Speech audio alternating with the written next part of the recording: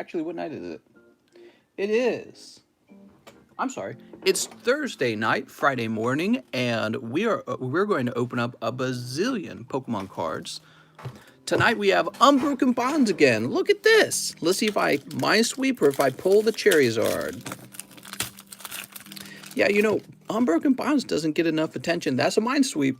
Unbroken Bonds doesn't get enough attention. And I thought we would go ahead and bring this back onto the channel. I was watching some Unbroken Bonds slabs, and they were selling for an awful lot of money. Like the Blastoise is in here, of course the Charizard Reshiram's in here, and a lot more. So Unbroken Bonds makes its return. Happy to see it. I hadn't restocked it in a while. I did one kind of large restock for before we move, which, by the way, our loan still has not been approved after 20 days, which is making us nervous. But they had us fill out more paperwork the other day, and so it's not like they've denied it. But man, we're getting close to the move-out date, and they haven't finished the loan. Kind of weird. Kind of strange. It's only the second time we bought a home, so we don't know how it's supposed to go, but we figured it'd be done by now. Hi, Russ. He says, do you think I should try to hit this early target on restock? You better hit that restock on target or whatever. Early target and restock. What? Did those Unbroken Bonds come from a booster box? They absolutely did. I buy all of my stuff. Pretty much the only way I buy stuff is from large distributors and is sealed cases. Let me show you, actually. I don't show you tours of my home enough. Let me show you how I like to buy cards. So there's Kitty. Hi, Kitty. And we come over here. There's a sealed case of Yugi's here. Check in here. That's a sealed case of Matchless. Here's a sealed case of Shiny Star. Those two boxes are sitting over on the floor. We just got this today. So this came in the mail today. That's a sealed tin case of Hidden Fates. That's a sealed box of Champion's Path right here. See, sealed case, one box missing. And this is Team Up. So I'll flip it around real fast for you so you can see it. Here it is. So there we go. So that's Team Up, SM9. And this down here is where we're getting the Unbroken Bonds. SM10, that's Unbroken Bonds. So it's all factory sealed. Look at this mess. That's right. Factory sealed stuff is the way to go. It costs more. Sometimes it costs more. Yeah, it typically does cost more. All right, let me plug this phone in because it's about to die. Whew. Mister, check my order. Sounds good, Mr. Louis. Let's do it. Luis Rodriguez. Mr. Lewis had a pending order yesterday. Whew. Give me a moment. I'm just logging in. What's up, Amazing Jesse? How's it going, guys? So tonight, the music is Mr. Mike Side's Animal Crossing compilation. Thank you once again, Mr. Mike Side, for providing the music. He's been doing a good job. Actually, I might turn this up a little.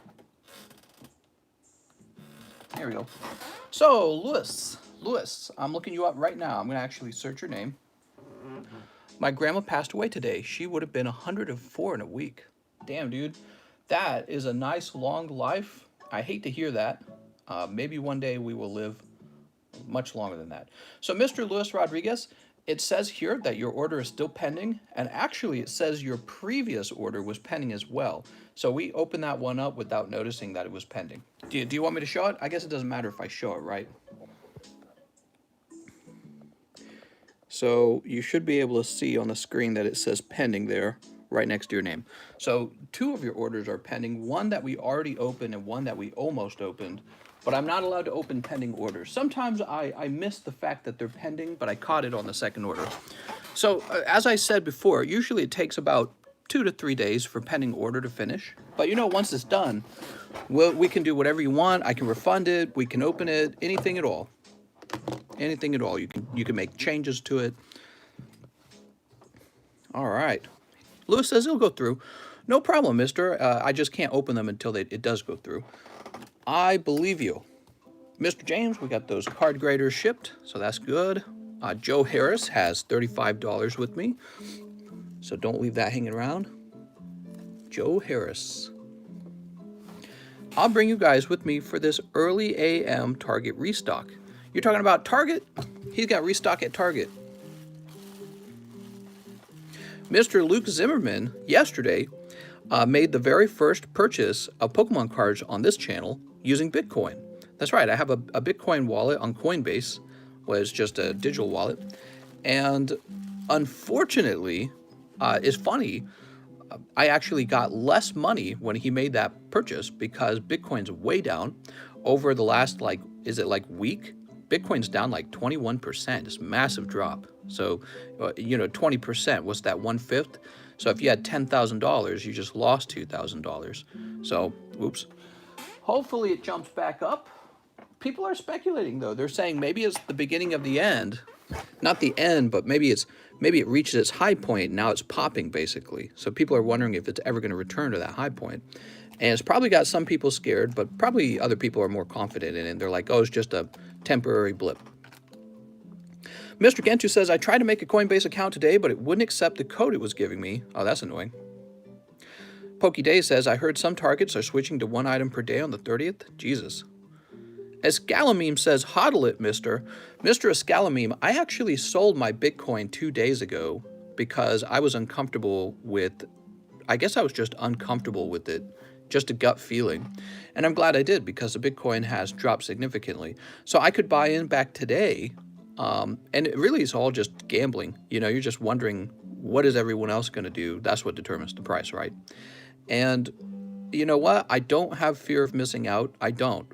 And I don't really understand why I should buy Bitcoin rather than one of the many alternative coins like Ethereum or, I don't know, I don't really want Doge either. But I don't really understand why I should buy Bitcoin other than it's a speculative thing that you could buy into and maybe it'll go up to the moon or something like that. But I think it's already so expensive. It grows slower. And with it kind of receding right now, it hasn't receded significantly in a long time. And I was looking at that and I'm going, man, this would be a great time to pull all your money out if you were nervous. Ethereum has actually been steady going up. I know, because I still have money in Ethereum. So Ethereum's been doing good for me. I had $2,000 in Ethereum and I had $10,000 in Bitcoin and I lost over $1,000 because Bitcoin's been dropping. And I sold all my Bitcoin and I haven't lost any more than $1,000. But the Ethereum does not offset my losses with Bitcoin, so it's pretty sad. Just have a small amount, about 2% of your net worth is healthy in my opinion. That's true, yeah. Well, and like I said, I do actually have some Ethereum. I don't know if I want Bitcoin. I just, I feel like you're not just supposed to buy things to buy them, to say you have them. You have to have a reason and you have to have like an understanding of what you're buying. And I look at it and I go, I just don't get it. Mr. Gentu Penguin says, so you can buy like a percentage of a Bitcoin. Yeah, that's exactly how it works. You buy a fraction of a Bitcoin. You don't have to buy the whole thing. Let me show you some stuff that I have recently purchased. So, I'm not saving up for a home anymore. And, I haven't bought cards in a little while. So I treated myself to this Charizard. That's an Evolutions 10 Charizard. And where'd I put the other thing? Wait, is it on the table? No, it's not on the table. Oh, they're right here to my side. And some Mews as well. So we got a PSA 10 Charizard, PSA 10 Mew, and a PSA 10 Mew. Now, what you would be surprised to learn is I have another Charizard on the way. So I'll have 2 of the Charizards and 2 of the Mews. Maybe one day I will sell one of the Mews. Maybe one day I will sell one of the Charizards. You know what I did with the Burning Shadows Charizard I had? I had 2 PSA 10 Burning Shadows Charizard. Somebody offered me what I thought was a very generous trade for one of my PSA 10 Burning Shadows Charizard Rainbow, right? And it was a favorable trade. It was in my favor.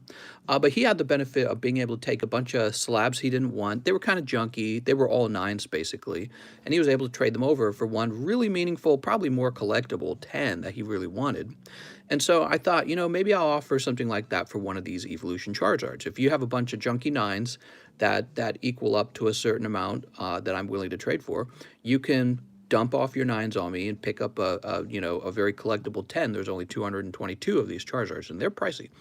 So that's something I'll consider, by the way, and maybe something similar for the Mew. But actually, one of the Mews could just go into the large, by the way. The Mews they're expensive, but they're about $1,000, and that's about as expensive as I'd like the large to be. So potentially one of these could go into the large one day. And I just think that would be a very cool and desirable card to put in there for you guys. So here we are, and these are the kind of things I actually feel very confident about. I don't feel quite as confident about the stock market. I know Bitcoin's exploded in cost, but I guess my question is, maybe I've already missed out. I don't know how much higher it's going to go.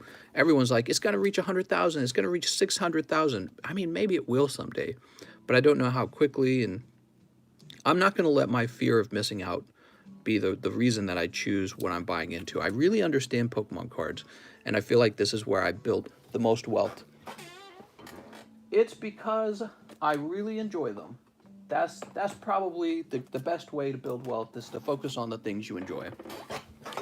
All right, well, why don't we start opening up some Pokemon cards? The first 10 minutes are over, and we got a nice 100 people watching. How's it going, everyone? Welcome back.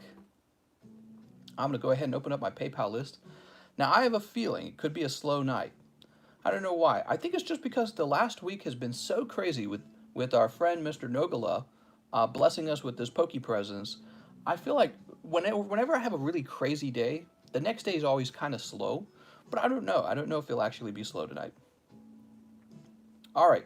So it says here, our very first purchase of the night was from Mr. William Valls, who ordered this early. He ordered ahead of the live stream, 10 packs of Matchless Fighter for Mr. William Valls. Now, for those of you who missed it, I was just doing a little tour of the home, and I showed off that I had a fresh case of Shiny Star with 2 boxes missing. You'll see that those 2 boxes are right here. Here they are, sealed up. And I was showing off that pretty much all my product just comes from factory sealed cases. That's the way I like to order Pokemon cards. It's my favorite way to order. It doesn't happen 100% of the time.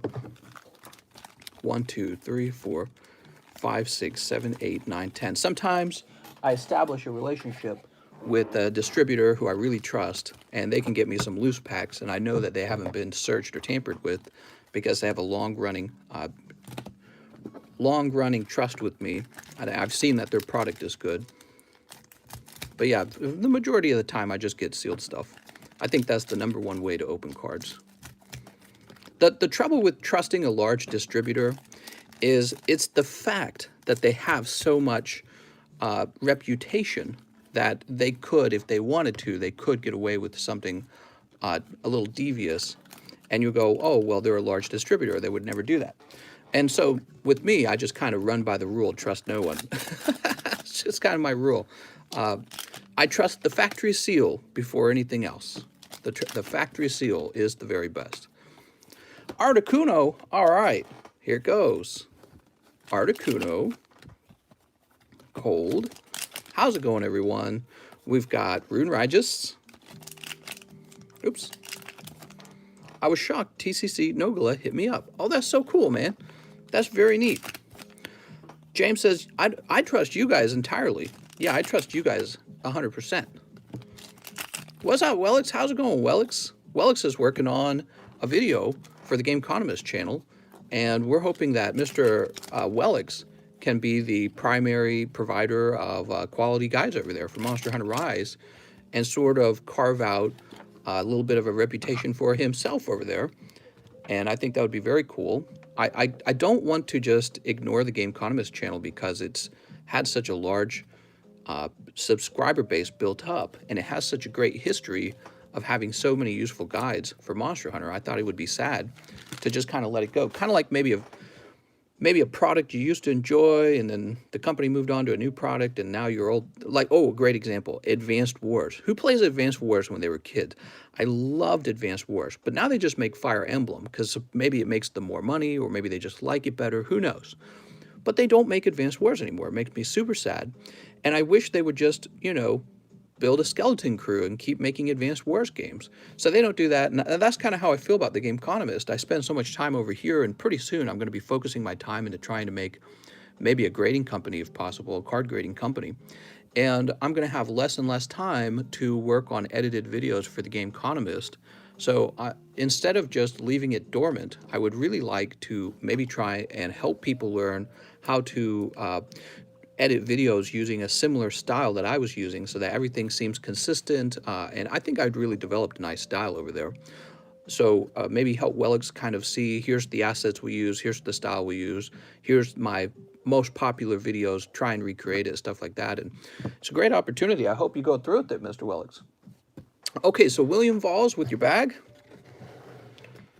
Mr. William Valls. One thing I never made was merchandise over there, and it was already making decent ad revenue. The TheCardconomist channel was more than most regular jobs. It was a better paying than most regular jobs. However, with no sales of merchandise, I think actually I was always missing out on a significant chunk of income because I never worked on merchandise. But it's funny. I feel like I'm prepared to work on merchandise these days.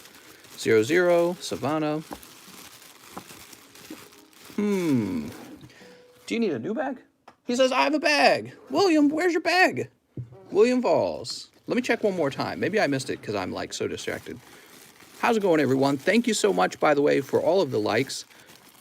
Oh, this is William Valls. I did miss it. Why did I think that it says something else? I appreciate all the likes. I don't always comment on the likes, but you know, it makes me feel good when you guys hit that like button, and I appreciate it because I put a lot of effort into this. And when you guys take a minute to like the video, it makes me feel like it was worth it.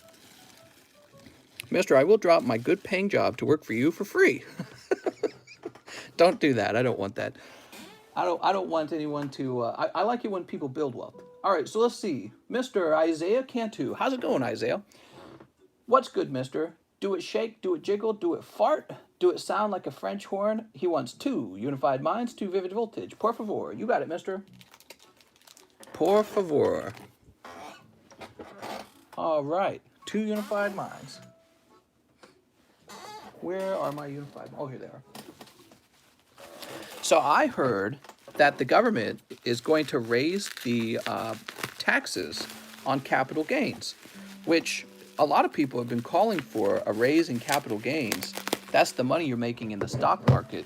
And they feel like mostly it's the wealthy who benefit from capital gains and it's the poor who don't benefit from it. And you know, the first thing I thought of is, man, I need to move to Puerto Rico. We were talking about this subject not too long ago because my wife and I were getting ready to move. Here, Mr. Keith Craver, he does a donation. He says, good evening, mister, and everyone watching. Thank you so much, man. That's so nice of you. I really appreciate that. So what I was trying to say was my wife and I were looking to move, and we're moving to Lake of the Ozarks, and we're very excited for this. But, man, Puerto Rico, I don't think they have a capital gains tax, do they? It's either that or it's a very low capital gains tax. And if I wasn't moving to Lake of the Ozarks, I might have actually moved to Puerto Rico. Remember, Logan Paul was talking about moving out of California and into Puerto Rico. I mean, it's a smart move. For those of you who didn't know, you could end up paying, here we go, amazing rareization. Beautiful. This is for Isaiah. You pulled this on your second pack. 2 packs, 1 amazing rare. That's a great return. Let's see your last 2 packs. Come on, Unified Minds. We've got Axiu and... So we're already getting into it. Dynamo and Raichu. So anyways, Logan Paul was talking about moving out to Puerto Rico, and with Pokemon cards, you actually do pay a capital gains tax. I think it's really high too. It's like 28% capital gains. So if you have a Charizard and he appreciates by, let's say, $1,000, I think that means you get taxed 280 of those dollars. You only keep 720 of the dollars, which, you know, is still nice, but is significantly lower, which is why some people try to sell their Pokemon cards for cash, especially the big ones. They try to just sell it for cash. Or they trade. You can, if you trade your Pokemon cards, that does not get taxed. So you can trade it amongst each other, 2 cards for each other, or you can trade, maybe you can trade your card for a car. I have no idea. Maybe you can trade it for gold. And then you can, well, gold is taxed too. I have no idea. But maybe there's a place they'll accept gold as payment. Who knows? Whatever the case is, you do have to pay capital gains on collectibles, just like fine art. And the government taxes those things because it doesn't want rich people to take their money and hide their money essentially in art and in, vehicles and sports cards and stuff like that. Giovanni says, do you live ship the TCC graders? Yeah, I do it after the live stream, but they get shipped the same day because They're very, very, very simple to ship, and they're heavy enough that they go right up to the pound. So the reason we do combined shipping on the cards is because this would take a long time to reach 1 pound, but those card graders reach a pound like instantly. So they get live shipped right away. They're very simple. But I don't do them exactly live. I actually hang a card up for you, and I do it after the live stream ends. Here we go, Mr. Isaiah. Here's your bag. I got some subs to send to BGS. That's right. Got some stuff to send to BGS. Loving BGS and CGC. By the way, some of you guys might have seen my announcement in the Discord server that I will not be focusing on PSA grading anymore. I think that PSA grading is way overpriced. I think that the quality of their grading is actually lower than CGC. So this is a CGC channel now, and I'll be acquiring CGC graded cards. I would like to focus pretty much entirely on CGC. I'll be submitting, most of my cards will go to CGC. A small portion will still go to PSA. Certain cards that will fail the CGC 10 but will succeed with the PSA 10, they might still go. And that's simply a mathematical calculation to extract the most value from my cards. But the time cost of grading at PSA combined with the actual cost is so significantly higher than CGC. Even after CGC doubles its price to $15, when PSA opens up, we don't know if they're going to increase the price of their bulk grading, and they probably will. If they don't, I'll be really surprised, but they probably will. So if they don't, that's fine. We'll just keep using PSA, and it'll probably keep taking forever, or maybe they'll expand. Maybe the quality of the grading will continue. But I know everything graded from this point and before was not really graded too well. So it's kind of like you still need to grade your PSA 10s. And I feel like a lot of people take their weak 10s, what's really a 9, and they sell them as 10s and dump them into the market, and it's really unfortunate. And then they keep their strong 10s in their actual collection. So that, I think, is a significant problem with PSA graded cards, and I really just don't like them as a company as much anymore. So I'll be focusing, this is a CGC channel now. I actually reached out to CGC. I told them, hey, do a sponsorship with me. I'll grade exclusively with them, but they probably won't respond to that for like a week. Alexis says, hey, Mr. 100 card graders and 10 Rebel Trash. All right, 10 Rebel Trash for Alexis. 10 Rebel Trash.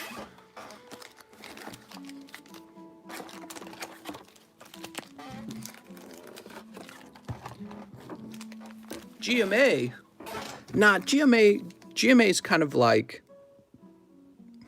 they're like great value PSA right now. GMA is okay. BGS is better than CGC. I know you don't like the website. All right, hold on.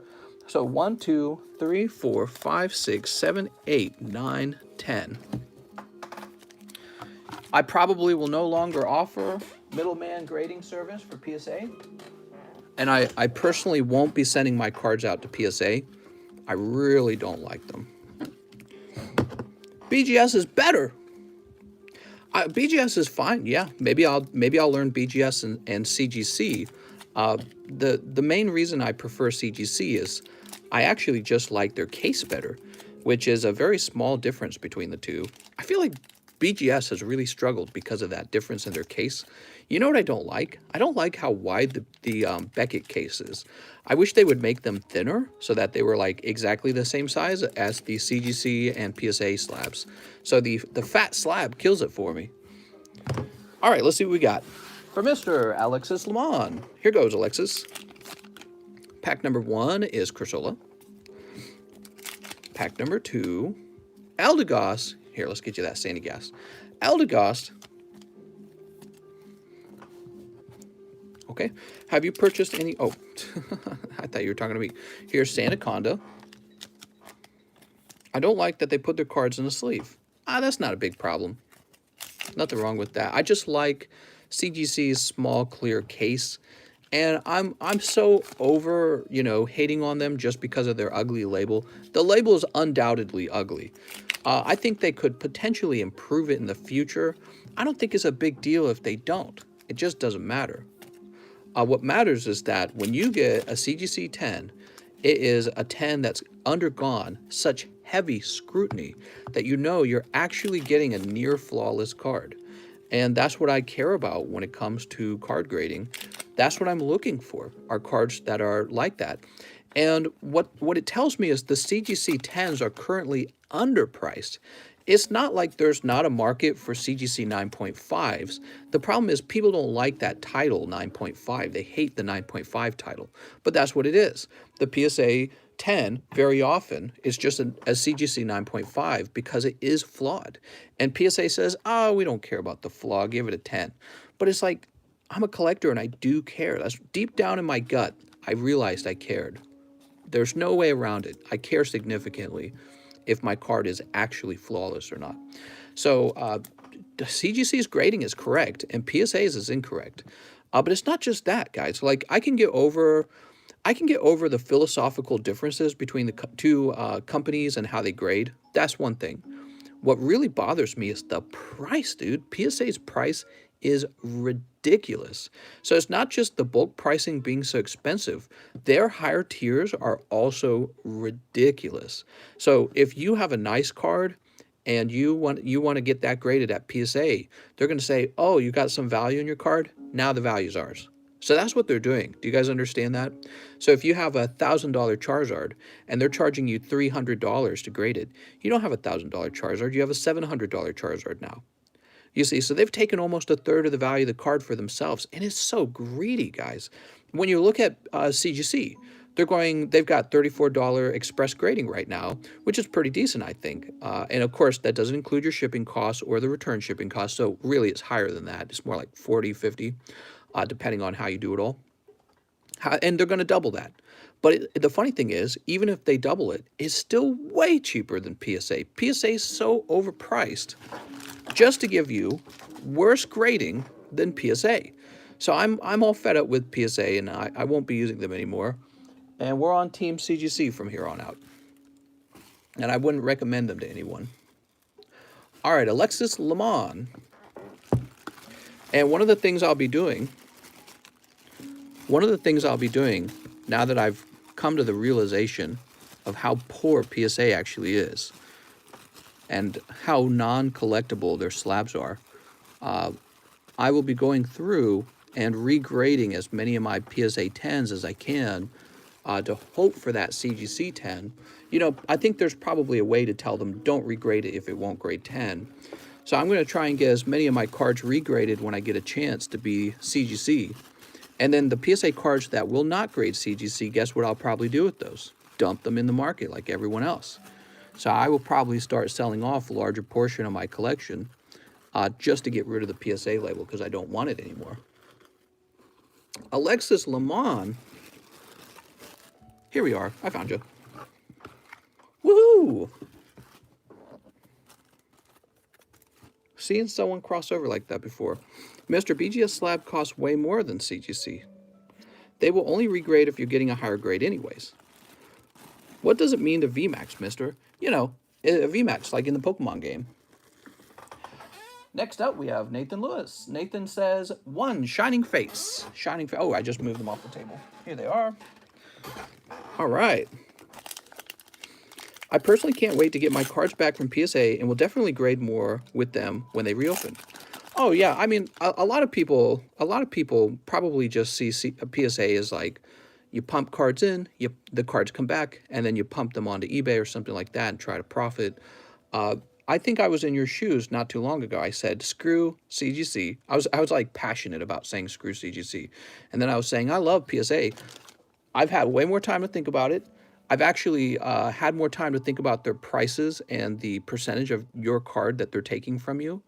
And I realize now it's such a overpriced product. You're buying, you guys understand these little slabs.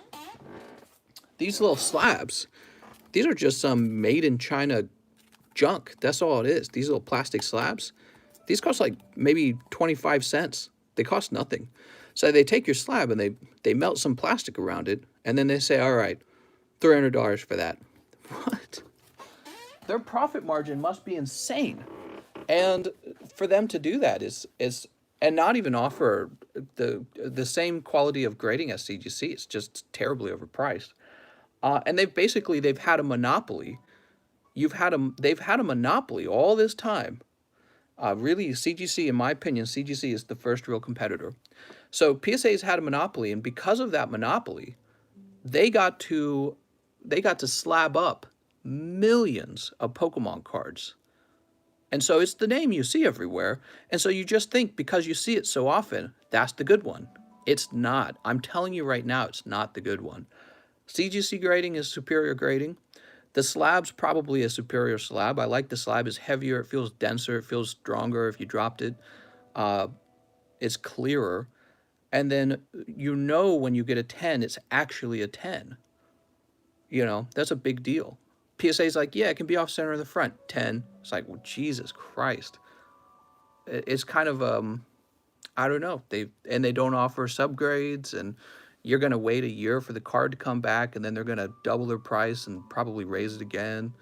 And their upcharge prices on your card, if it has any good value to it, is just nuts. It's nuts how much they're asking. Mr. Nathan Lewis, let's find your bag.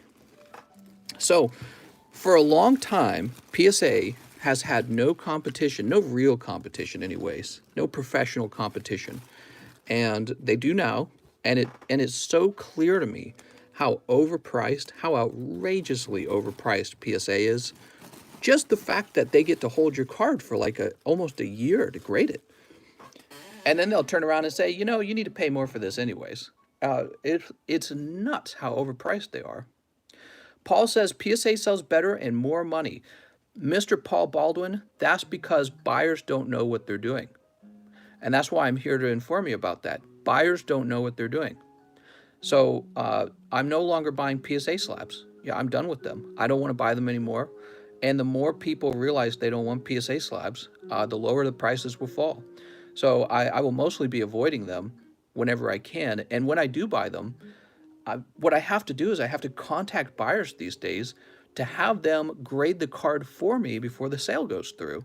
Because I don't know if they're selling me a misgraded card anymore.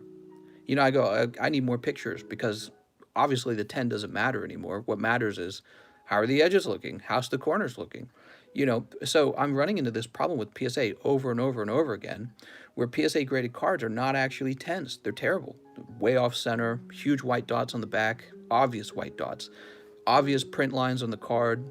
And it's like, wow, how do you, well, because they just hire some cheapo hourly graders.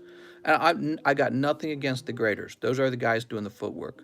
But it's the managers who don't train them better and give them better pay and have them work comfortable hours and make sure that they're doing their job really well. You know what I mean? So, or maybe it's their grading rubric. Maybe it's their philosophy. They're like, oh, there's a flaw on the card. Yeah, that's a 10. You know, so I really disagree with that if that's their grading philosophy. So the reason PSA cards sell for so much right now, hold on. Giovanni says, are you mainly doing CGC for collector's value or a profit value? Well, that's what I'm trying to tell you, Giovanni. Your job as a buyer is to buy the undervalued things in the market. So you're buying these PSA slabs, and guys like me are figuring out that they're overpriced. The PSA slabs are overpriced. If you're buying a 9 in a plastic case with the number 10 on it, you're buying an overpriced card.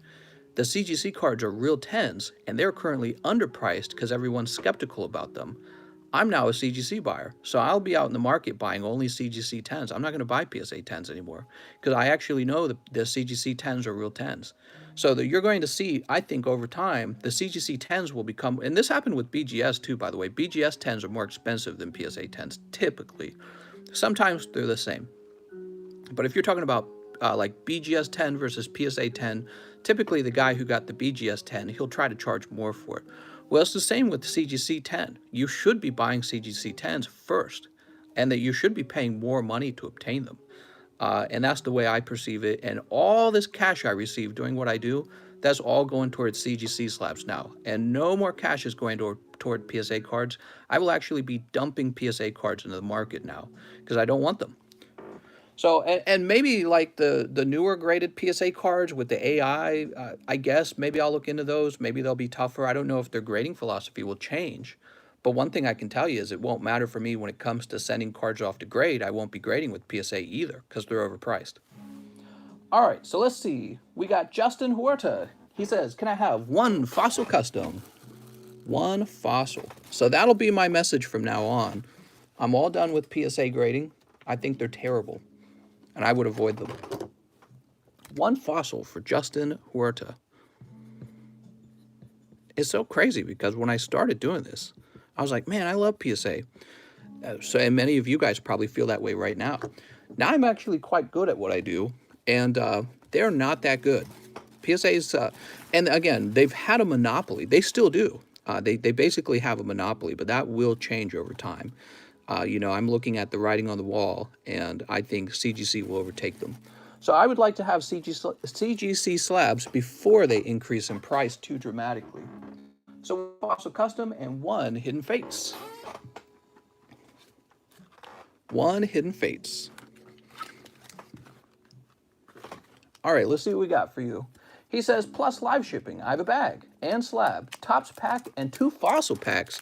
You got it. Let's be honest, we want those easy 10s except for GMA. We all hate GMA.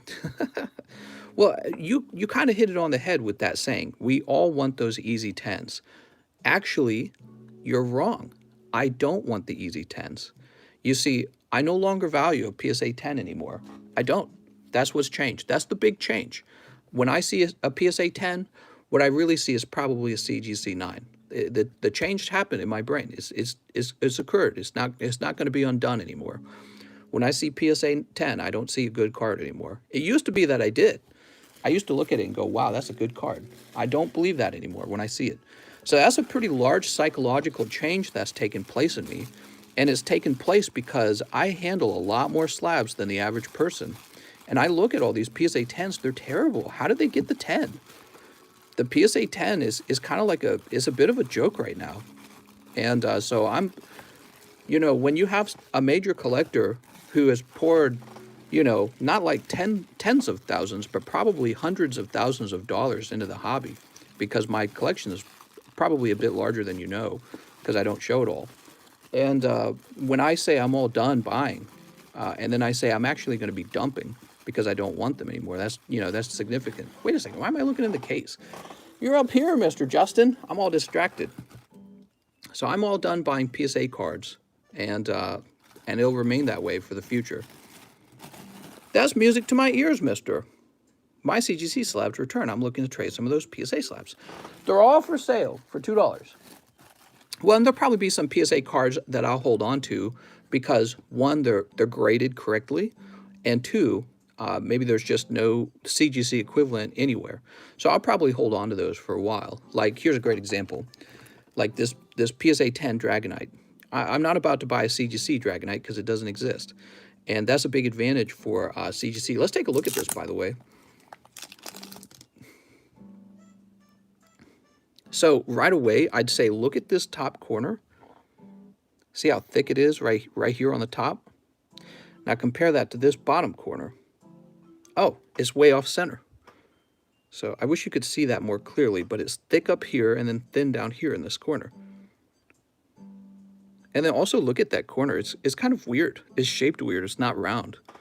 And then let's take a close look at this corner. That's a white dot on that edge.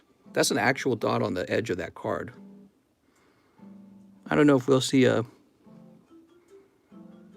print line or anything. Sometimes there's a print line in these, even though they graded 10. I don't see a print line, so that at least is nice. And, you know, they can get a pass on vintage cards. If you want to grade vintage cards nicer, I think I can understand that. But I understand what this is now. This is not a 10. This is a 9.5 posing as a 10. It's CGC's 10. I'm sorry, it's PSA's 10. And PSA, they put the word authority into their name. It's like if I put the word authority into my name and then said, I'm an authority. Well, why is that? Well, because I said so. You're a self-proclaimed expert. And then you find out they're not actually that good at grading. And then they charge you obscene amounts of money now to grade. It's not good. And so I'm all done with PSA, and I don't want them anymore. And I won't be buying their goofy slabs anymore. And I'll be all in on CGC. All right, there we go. That won't matter because the bubble's going to pop. No, I don't think the bubble's going to pop. You guys are safe from that. Okay, let's go get your fossil packs and your Topps card. That's kind of a big subject, so sorry if I'm opening the cards kind of slow. It sounds negative, but it's not. One thing I don't want you guys to think is that I'm done buying cards, because I'm not done buying cards. I'm all in on Pokemon card investing. but I'm just not going to be investing in PSA cards anymore. I don't think they're that good. It took me a long time to come to reality about it because, you know, especially when you hold a lot of PSA cards like I do. I mean, I have whole boxes of PSA cards. It's hard to admit when there's a problem because you don't want there to be a problem with the thing that you own. But I'm saying, you know, I've been doing this for a while, and now I'm saying there is a problem. So even if you're buying like a PSA 9, at least you know a PSA 9 is an imperfect card. So you don't feel like you're overpaying for it. But so you can buy a PSA 9 and just be like, yeah, it's a 9, who cares? But when it comes to the grading by itself, I'm done with the grading. It's just not going to happen anymore. I don't want to do PSA returns. I don't want to do PSA grading. It's all going to be CGC. There'll be a little bit of PSA grading still going on. Like I said, there will be cards that can grade 10 at PSA that can't grade 10 at CGC. That's monstrous. That's terrible. I was saying, I think I was trying to say that's a monstrosity to have that in the collection. This big monopolistic grading company that's pumping out junk 10s. That's what they are. They're junk 10s. And they get away with it because they've been the monopoly for so long. There has to be a correction for that. They can't keep getting away with it. There has to be a correction for it. All right, Justin Huerta. Let's get this live shipping done and open more cards. There has to be a correction for it. All right, I believe you did say you had slabs as well. Ah, yes, you have a slab. All right. Very good. Don't forget the card graders. Sounds good, Mr. Alexis. Alexis Lemon. So, Mr. Justin, because your bag is so valuable, I'm going to actually finish shipping this after the live stream, and we're going to make sure it's done extremely well. Set you down right over here. So that's all good to go. And you're right, Alexis. Let me write this down. Now the robots are grading them. Well, good. Maybe that's maybe the technology is a large improvement. So anyways, I know you guys listen to me, and some of you guys, not all of you guys, but some of you guys respect my opinion on what's happening in the hobby. And my opinion is CGC 10s significantly underpriced, PSA 10s significantly overpriced. I'm talking about the slabs. And PSA grading significantly overpriced. I would not buy that. If you want to make more money, I would not buy it. I would go with maybe even GMA. It's not like your card's going to change, so your card's going to be exactly the same. All right, here you go, mister. Sorry about that. You know, there's a lot of companies coming out with grading. And maybe after I move, maybe I'll be grading too. Hopefully. I'm actually very interested in that. There we go. I have thousands of PSA slabs, won't be dumping anything graded vintage, says Matt. Well, and that's fine, Matt, but let's say you were trying to sell one of those slabs to somebody like me. I would say, all right, take some high definition photos of your card. And then I would see the hidden print line. I'd see the white edges, the white dots, and I'd say, I don't want your cards. And if enough people are actually clever enough to do that, the value of your card will dip because guys with deep pockets are the ones that drive the cost of the card up. So what I'm trying to say is the reality and the truth of PSA grading is going to come sort of like to the surface. And that part of that is because of social media. So here I am telling you guys the truth about PSA grading. And so you think that, well, I'm better off holding on to my PSA graded cards. Well, you're better off as long as people are poorly informed about the quality of the grading and how to grade cards. But grading isn't that complicated. Corners, edges, surface, and centering. You know, you just inspect the card. You can see visibly if it's off center. You can see it instantly. So you're going to go to the market and be like, hey, I got a PSA 10 Charizard. You're going to have to pay me $1 bazillion for it. I'm going to say, the hell I will. That's a 9. And then you'll say, well, you want it, don't you? And I'll say, no, I really don't. I want a 10. So this will happen. This will happen whether you like it or not, because people are smart. And they're going to hear me saying this in social media and kind of teaching them, here's how you really grade a card. And PSA is a fraud. When they call themselves an authority, but then they take a card and they give it a 10 when it's a 9, that's fraudulent. So people are going to become more aware of that over time Doesn't matter if you're holding PSA graded slabs, GMA graded slabs. You know, you can have any label on the card itself, but people will want you to show them what it's like. And at least with CGC, I actually know, I'm sorry, I might have done the wrong name. With CGC, I at least know that it's graded properly. Wrong name, mister. Go back. You Vmaxed. All right, hold on. Let's see what they mean by this. Let's see. Grade with the CGC, just like Mr. TC said, your card won't change. Exactly. No matter what label you have, your card, the reality of the quality of your card is the same.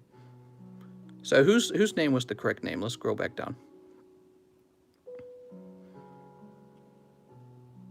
What do you guys mean by wrong name? You're talking about, I'm ready to buy all these fake PSA 10 when everyone is ready. How's it going, Justin?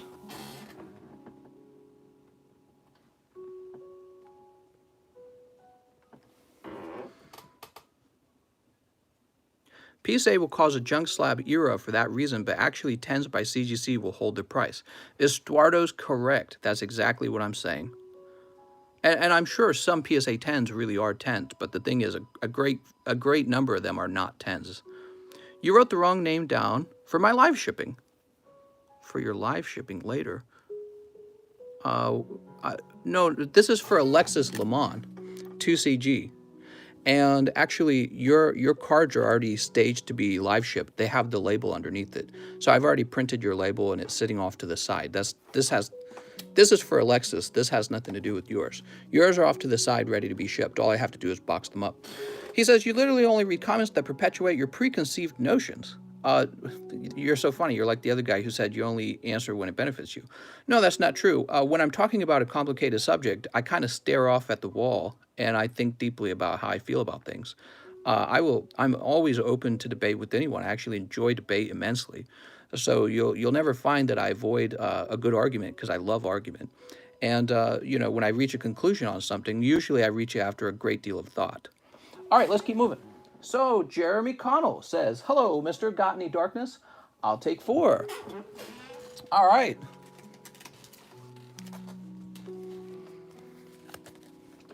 This is over here. 1, 2, 3, 4.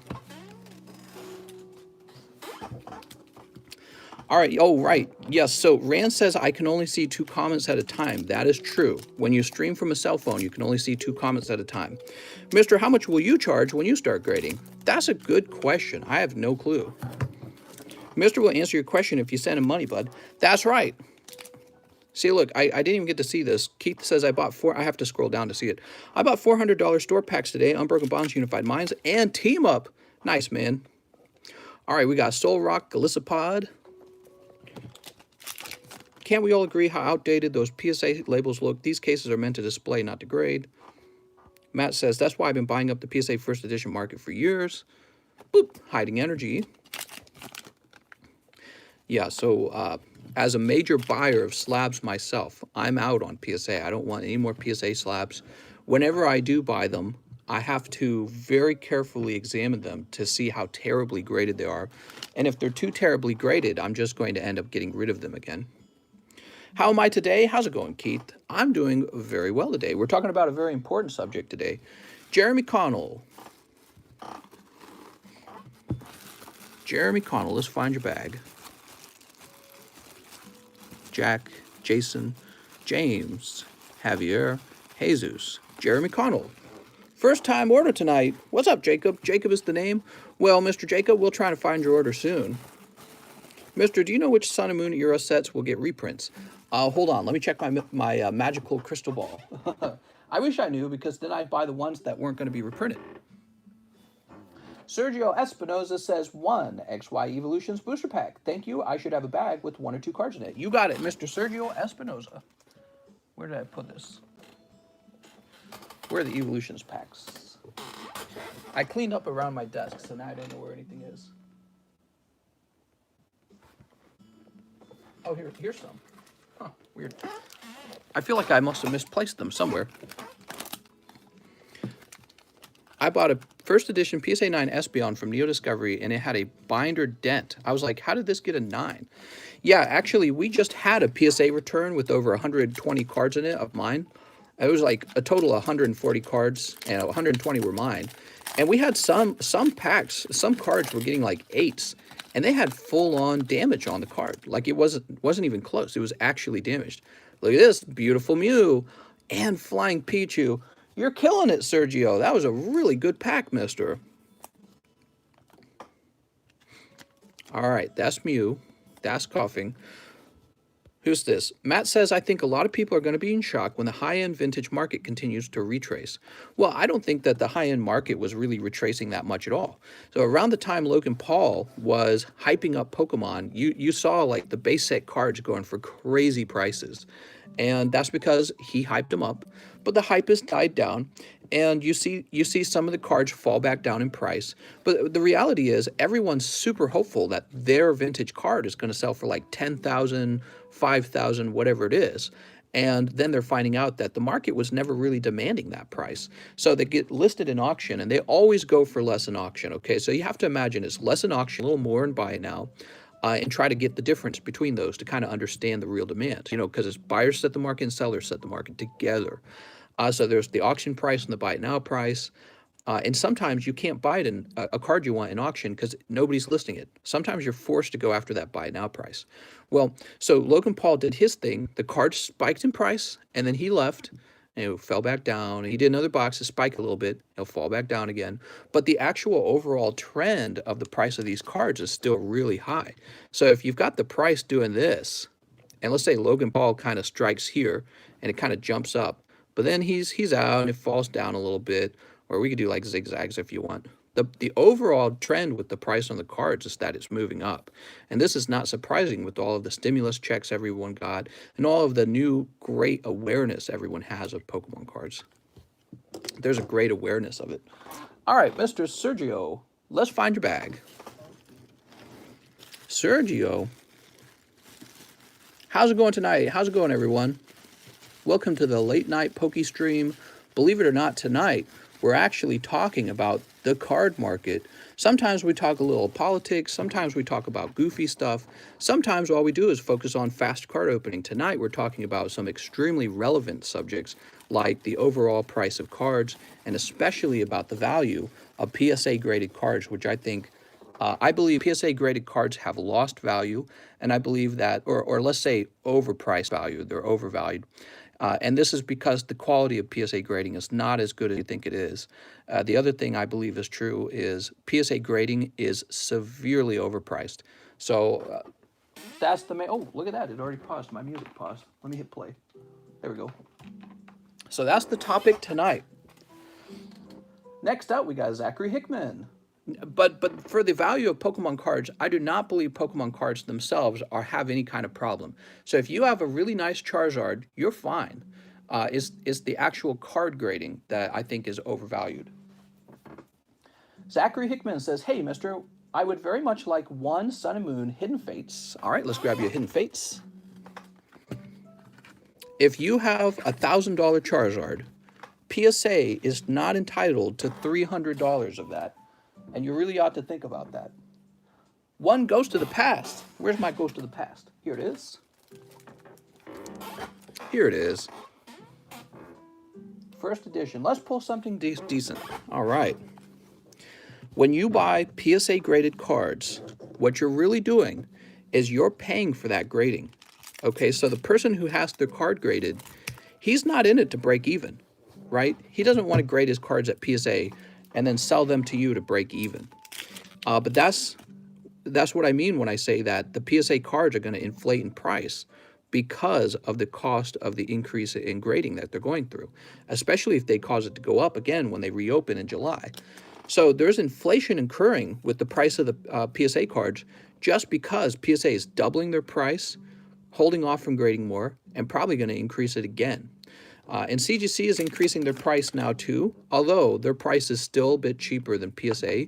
I'm not a big fan of it, but the very large difference between CGC and PSA is on the higher tiered items. CGC grading is still significantly cheaper. Okay, because when you get up to like the Express level with PSA, their price explodes. So CGC grading on expensive and very valuable cards is still significantly lower than PSA. And when you go to the market to pay those high PSA prices, all you're really doing is you're paying for the grading for whoever graded that card. So your purchase includes the price of that grading, and it's a very bad situation. It's a very bad situation. I would say that for me, the value of the PSA label and the PSA brand is tarnished for me. I don't really believe in the brand and the label anymore. I really like the CGC label. They could make the same mistakes though, but I can tell you one mistake they're not making. They are not making mistakes where they put out 10s that are not really 10s. All right, I'm gonna go ahead and refresh. Do you think that SSV booster boxes will go up in value? Yeah, everything does eventually.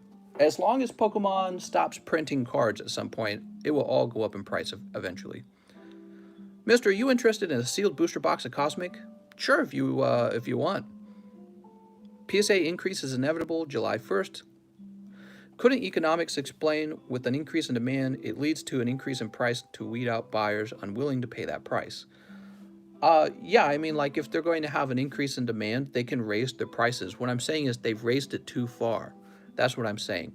And I think that that's going to cause PSA cards to become overpriced in the market. And this would be the point that I believe that they're overpriced. It's the fraction of the value of your card that they want to take is so freaking large. Why would you grade anymore with PSA? Is it because of their superior grading? Definitely not that. So you're just in it for the money, and you know, you actually get a better take from CGC. So look at it from the not just the seller's perspective, the buyer's perspective. You know the CGC 10 is way harder to accomplish, and you know that the price of it is not as inflated by the price of grading. So I would say keep your eyes sharp for BGS 10s and CGC 10s, because right now they should be holding a much larger premium over PSA cards. And even if you think about how long it takes to get your PSA card back, it's ridiculous how long it takes to get them back, how much they charge you for it. They must be swimming in money, and they can't get your cards back for a full year. So I don't know, maybe it's the monumental demand they're receiving. I'm sure they're trying their best, but I think that CGC in the end is a significantly better value for the person who wants their card graded, but it's also a significantly better value for the buyer. And people are going to wake up to that. That's my point. People will not be blind to that the whole time. They'll eventually catch on to that. All right, let's see. Next up, we have we already did Sergio. We already did Zachary. Paul Moses. What's up, Paul? He wants 5 matchless fighters. We'll send you right address when ready to ship. Oh, Mr. Paul Moses, is very important to me that you update your PayPal address so that it's already correct. 1, 2, 3, 4, 5.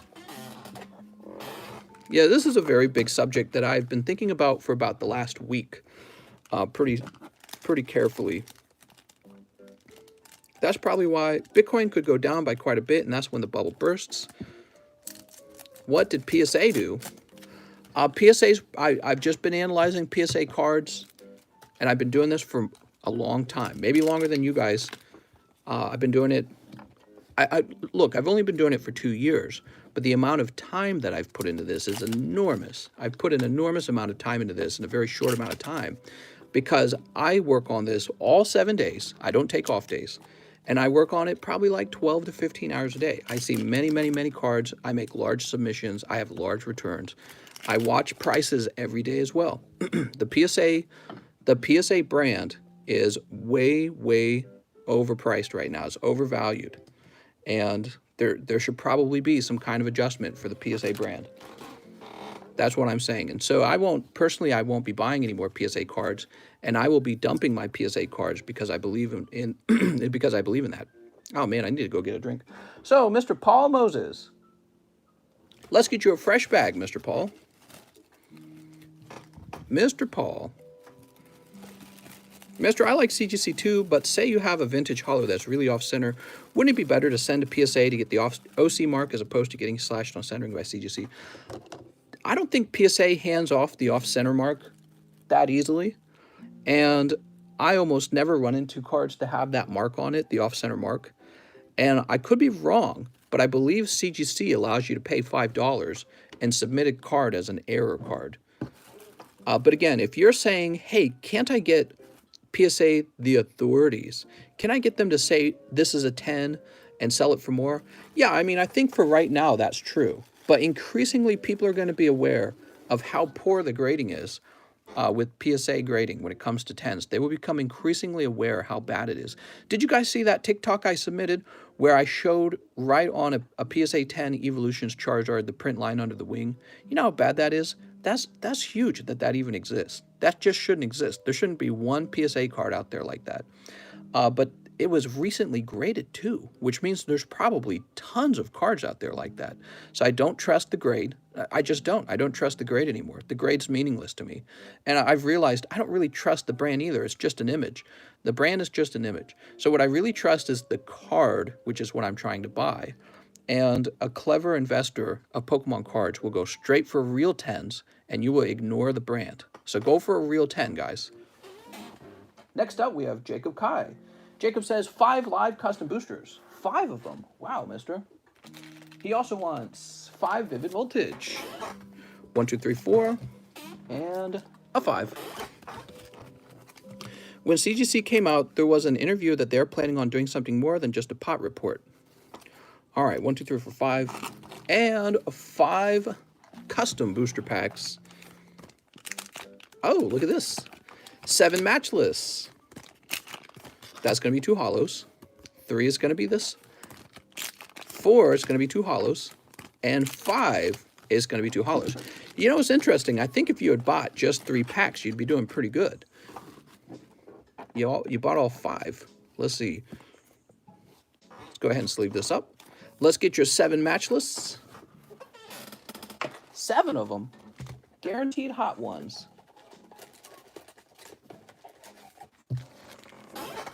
1, 2, 3, 4, 5, 6.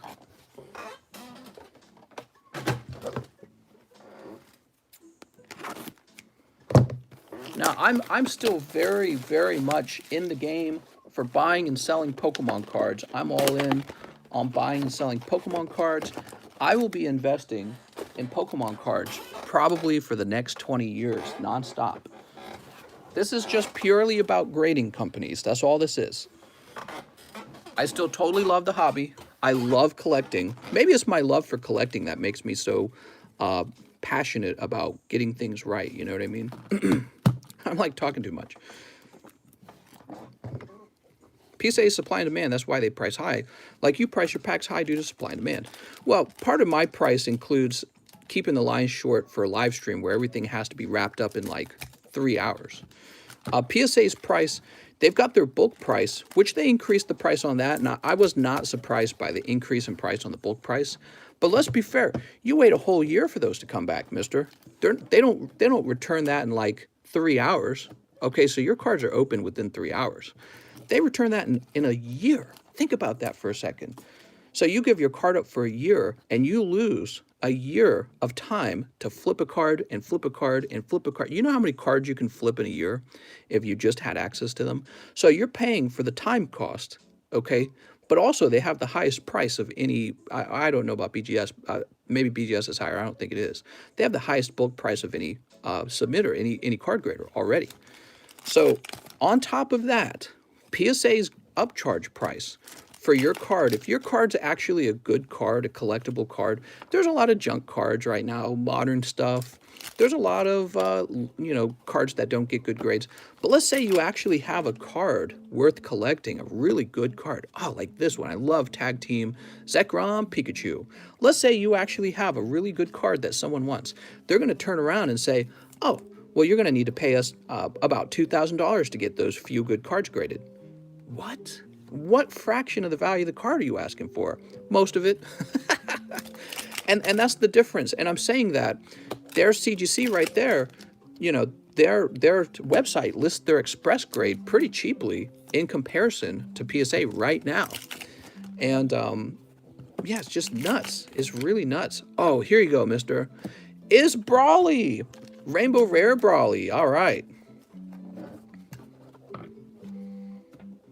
Rainbow Rare Brawly. So we won't be big PSA fans over here anymore. I think PSA has had enough free advertising, don't you guys think?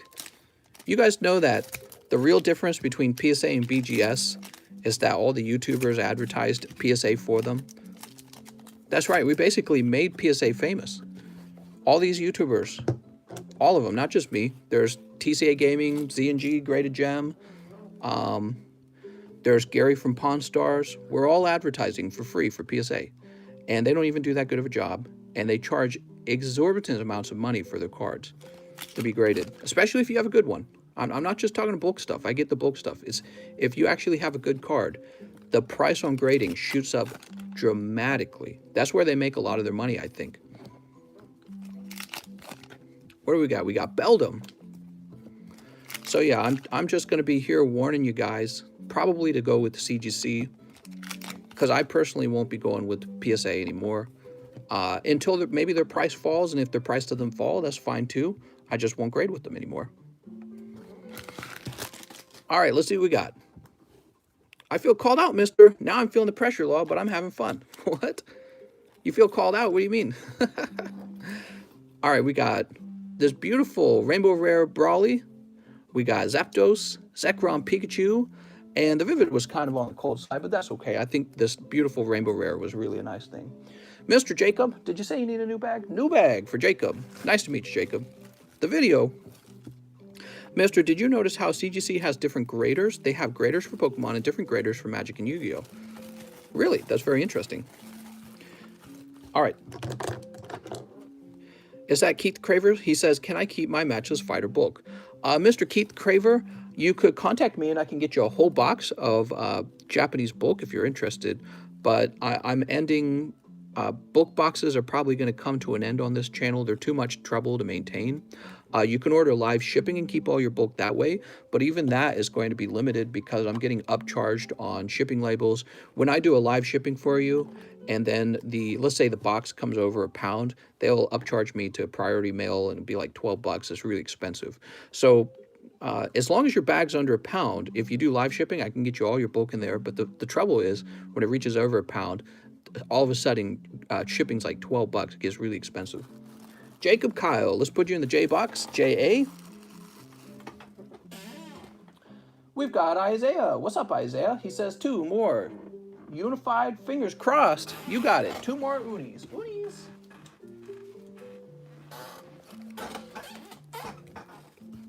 You know, I'm sharing these thoughts with you guys because I want you guys to know that there are deals right now on the market for grading and for buying graded slabs, and I don't think the deals rest with PSA anymore. I'm hoping this price increase will help force people to realize how tough they are on the grades. Currently selling an Evo Reverse Zard CGC 9, got an offer for 80 the other day. Right, well, and you know, I think that one of the mistakes people have is they believe that a CGC 9 is valueless. That's just not true. CGC 9s are not valueless. They're at least as valuable as a PSA 9, and plenty of people collect PSA 9s knowing that one day a PSA 9 might double in value. In fact, because PSA 9s are so much cheaper than PSA 10s, they more easily double in value because people can actually afford them. So there's just big pocket buyers who buy up the PSA 10s on the market. So sometimes it takes a long time for those to increase in value. Sorry, Mr. Too Cold Unified Minds. That's for Mr. Isaiah. Colder than my passed away grandma. Woo! May she rest in peace. Uriel Lopez says, hey, it's me, Chromag. I would like to Vmax. I would like to Vmax with 5 Vivid Voltage. I have a bag as Uriel, which is my real name. All right. How's it going, Mr. Chromag? What's up, Punished Liberty? Did you get my message on Discord? Mr. Punished Liberty, how's it going? Oh, this is Sword and Shield, not Vivid Voltage. Yes, I got your message and I responded to it. Maybe you sent me another one and I haven't seen it, okay? Mister, what about PSA grading packs? Oh, yeah, I still think that's fine. They haven't really tampered too much with their pack grading. So, yeah, I would keep an eye out for that. And I don't see anything wrong with that. Okay, let's see. 1, 2, 3, 4, 5. Let's see. Uriel, good luck. neep. Yeah, actually, the pack grading is a fascinating one. Really, CGC ought to speed it up and get some pack grading going themselves. Just don't get PSA grades for anything you want to buy. Got it. Yeah, not just that. Again, you think, oh, I should still grade with PSA as well. But I'm actually saying that CGC's lower price, especially on higher cost items, is a significant fraction of the value of your card. And you may think that the market currently significantly undervalues CGC cards, but I'm saying that is not as big of a difference as you might think. And over time, I believe people will really figure out that there's a lot of junk 10 PSAs out there, and that when you buy a PSA 10, you actually have to evaluate the card. So there's a lot of junk 10s out there that were misgraded. You know, just because they call themselves the authority, that doesn't make them the authority. If they say, hey, we're PSA, and then they cut a card in half and called it a 10, would you believe it's a 10? Of course not. That'd be silly, because all that matters is the reality of the card. So, you know, you got a bunch of people who want all their cards to come back. PSA 10, it's wishful thinking, and it's bad for the market. And what you're going to have happen slowly, it's happened for me. It hasn't happened for some of you guys who are still listening, okay? So this has happened for me, but maybe not for all of you. You're going to have a moment where psychologically it clicks in your mind, and you're going to start understanding there's a big difference in the value of a PSA 10 and a CGC 10. Not just that, you're going to have that big click occur, and you're going to go, oh my gosh, I don't value PSA 10s anymore. PSA 10s might be 9s. A lot of them might be 9s. And that's because they have a significant flaw on them, whatever that flaw might be. Off-centering, a white dot on the back, a print line in the holographic portion of the card. And maybe if you're just buying a card that costs $100, you don't really care. You're just wanting to have a 10 because you're OCD and you want to have 10 on the card. Look at this. We got non-holo Charizard. Very good, Mr. Uriel. Very good. But when you start to buy actual cards, like collectible ones, the real expensive ones that matter, you will start getting pickier. You'll feel it happen, especially if you start buying those. You'll feel it happen. You'll be like, wow, I don't really trust PSA anymore. It's just kind of made up, isn't it? It's you know, it's just some grader's opinion is what it is. It's some grader's opinion. They can be wrong, and sometimes they are. Uriel, let's grab. Oh, did you say you need a new bag? I have a bag as well. All right, let's find it. Does that mean I Vmaxed? That's true. You Vmaxed.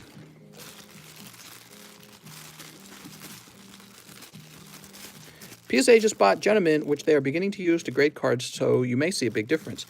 Okay, you might. It depends on their grading philosophy. So if their philosophy is the real problem, you might not see a difference in their grading quality. But the other thing I would have to say, let's say they do get away from making mistakes like misgrading, and let's say it's not an issue with their philosophy. Let's say there's just a bunch of misgraded 10s because they got a bunch of new graders who've been rushed into a job, and because they got so many cards to go through, and now there's these junk 10s on the market. Let's say that they are using a machine now and it's nice, it's faster and it's better quality. It's still way overpriced. I still just wouldn't grade with PSA because it's overpriced. And that overpriced grading cost is going to be reflected in the inflated cost to buy that PSA card. So I feel like when you go to the market to buy a PSA card and it looks pricey, that's because it is pricey. And all you're paying for is a plastic case. You're buying a plastic case. So if you have a real 10 in your hand, you've got a card in your hand. Doesn't matter if PSA calls it a 10 or CGC or GMA or any company. Let's say this is actually a 10 because it is. It's a perfect, flawless card. Just send it off to whoever's going to encapsulate it for the right price. That's it. Just encapsulate it with whoever's giving you the best price. That's what you're supposed to do. That's what you're supposed to do. And it's the company's job to protect their brand and to grow their brand as a company that actually grades cards correctly, right? Well, guess what? PSA hasn't been doing a good job of that for like the last, how many cards have they graded? It's like 5.5 or something. How many numbers is this? This would be 5.5. This is like 55 million. What is that? 1, 2, 3. 1, 2, 3. Yeah, like the last 55 million cards they have not graded very well. That includes all the cards you have in your collection right now. And that includes all the cards I have in my collection right now, because this new, whatever, Gentleman thing, that's new. We don't even know how good it is. It could just be a slight improvement, right? And it could, again, once again, it could just be their grading philosophy. That's the problem. And all the cards before that are still bad. They're still questionable. Next up, we have Michael Cusick. Is it Cusick? He says, hi, first time ordering. I would like 2 Unbroken Bonds, 2 Crimson Invasion. You got it, mister. And 1 Steam Siege. Where'd I put my Steam Siege? I actually boxed up some Steam Siege. It's in one of the boxes now. That's Breakthrough. Is this it? Oh, no, that's Guardians Rising. Hold on, there's the Crimson. What did I do with the Steam Siege? I think Kitty stole it. Oh, is this it? Oh, I put it like way, way, way in the back.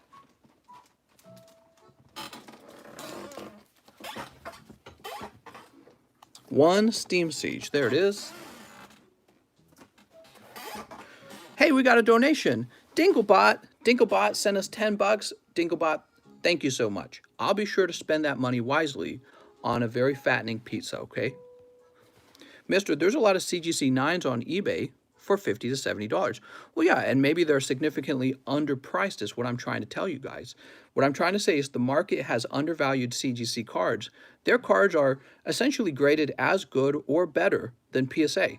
So if you really believe that the value of the card is the grade and not the brand, and you trust that CGC's grading is really tough, you got a bunch of cheap 9s sitting on the market. That's what you have. Something to think about. 2 unbroken bonds as well. Let's get those unbroken bonds. Oh, they're right here on the table. How nice. 1, 2. So, as I said at the beginning of this stream, I won't be sending cards off to PSA anymore. They're overpriced. And I will be sending most of my cards to CGC. And I'm mostly interested in CGC slabs from here on out. I'll be a CGC collector and not a PSA collector. All right, we'll toss this over here.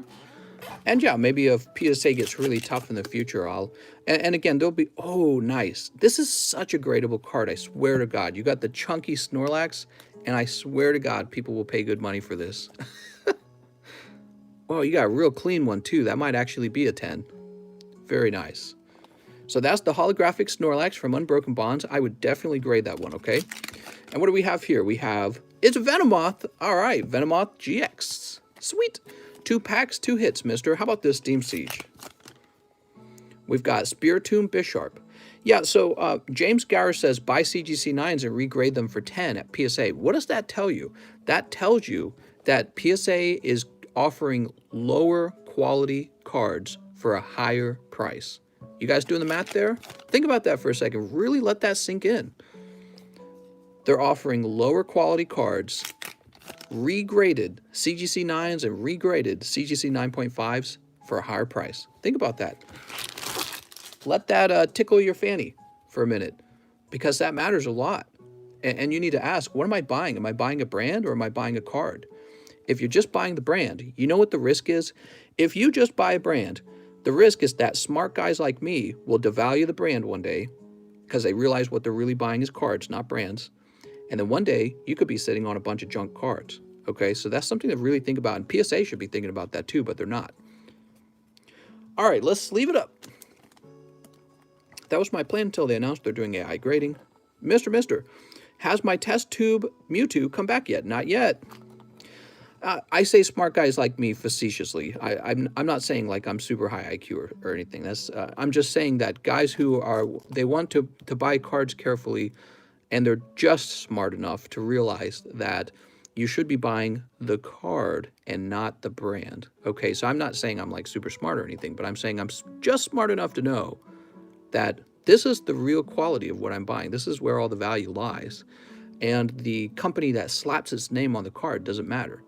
So that's what I'm trying to say. So I don't want to, I'm not trying to come off like I'm some genius for having realized something that most of you have already figured out.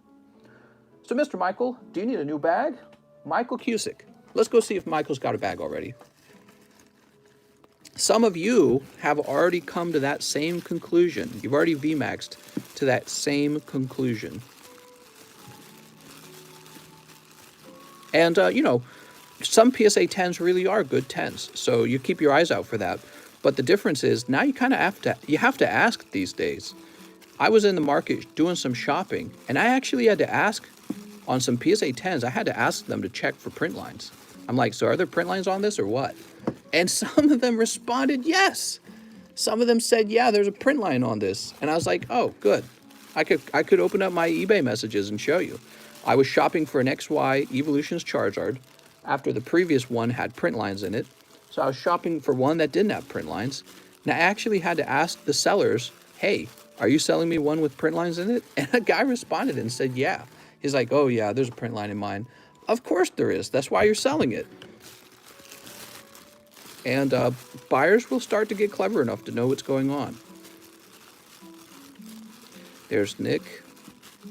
Maybe I'll make a video on this subject because this is a very important subject and I feel more and more people should be aware of it. Mr. Michael, I'm going to create a new bag for you. I love graded cards, but it's so often so expensive now that I keep all my cards raw. That is definitely a thing you can do as well, because you can just hold the card raw and store it very well, and it can always be graded in the future, right? So you can always future grade it. But I actually do like the encapsulation process a lot, and I'll probably grade cards as they come in. That's because I think your card is at more risk of damage if you leave them not encapsulated. All right, Mr. Michael. There we are. Mr. Michael. Now we have Tyler McKeel. Tyler McKeel says, 2 live custom boosters. You got it, Tyler McKeel. Pack number 1 is silicone, and pack number 2, oh, what's this? 2 in the large. All right, Mr. Michael. How about that?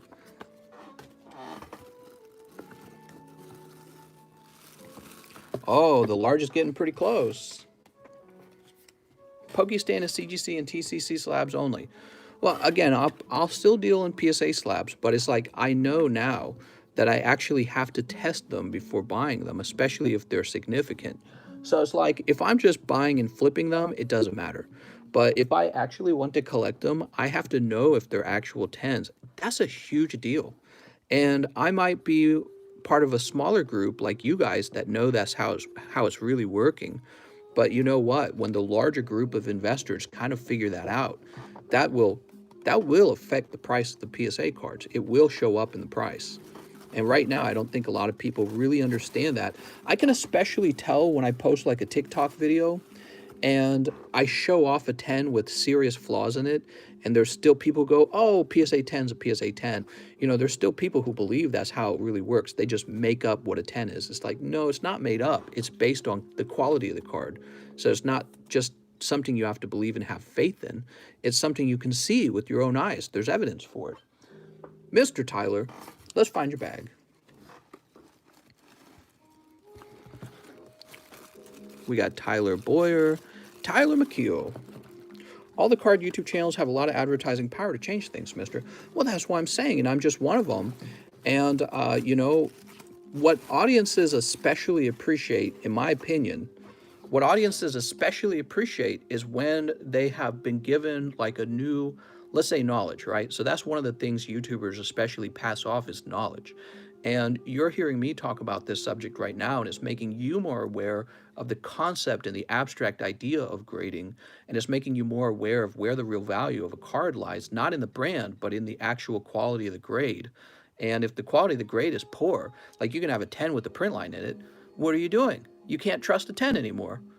That makes all the other 10s sus. You got to be like, I don't know, is that really a 10? Do I really want to drop $5,000 on this? That's $5,000. That's like the price of a cheap car.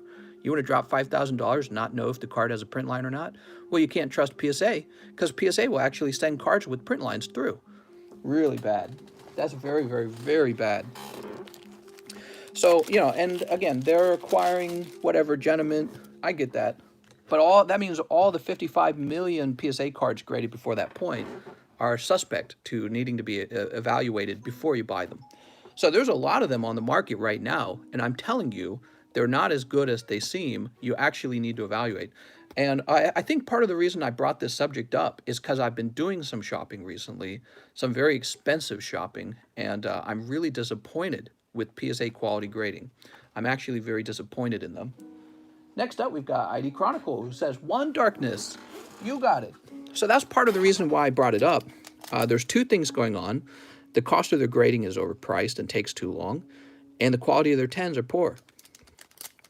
So those two things combined, that along with the price, I look at the price and I go, wow, I could get this same card as a CGC for less money. What's up with that? And you and I have done, there's a lot of people out there that still have never graded with the CGC. They've never tried it. They're like, I don't want CGC because all I want are PSA 10s because it's easy to get it. But that's right there is the evidence. In your own mind, if you're a logical thinker, that should be the evidence that you're at risk when you buy PSA cards. Because if you're grading, hoping that your cards are coming back as junk, what that means is when you go to buy them, you might be buying some other guy's junk who's thinking just like you. So that's the thing to think about. ID Chronicle, let's grab your bag.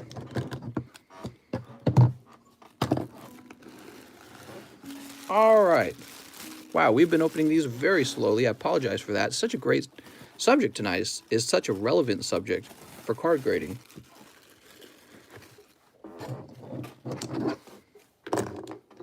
All right, there we go. It's kind of interesting because what that means is if you were going to do like a crossover grade, think about this, guys. If you were going to do a crossover grade, if you were to take a CGC 10, hand it to me to be regraded TCC 10, you would expect when you cross it back over to CGC to get the same grade essentially, and you probably would because they're so exceptionally tough. But you know what would probably scare you is if you took one of your junky or PSA 10s, had me regrade it as, I don't know, TCC 10, and then you had it regrade back through PSA, you know what should scare you is it might come back PSA 9. Really think about that. How do you trust the PSA 10? And that's all the value of their brand right there, is whether or not you can trust them. Silgress says, you're ignoring BGS in this conversation. Makes this just seem like a big old CGC advertisement. Not going to lie, definitely makes me want to take CGC more seriously. But you should think about, I'm all 100% behind BGS. The reason I don't use BGS, I actually don't like how it feels to submit on their website. And that was actually probably part of the reason why PSA became mainstream for Pokemon card grading. Is the PSA website's much easier to use.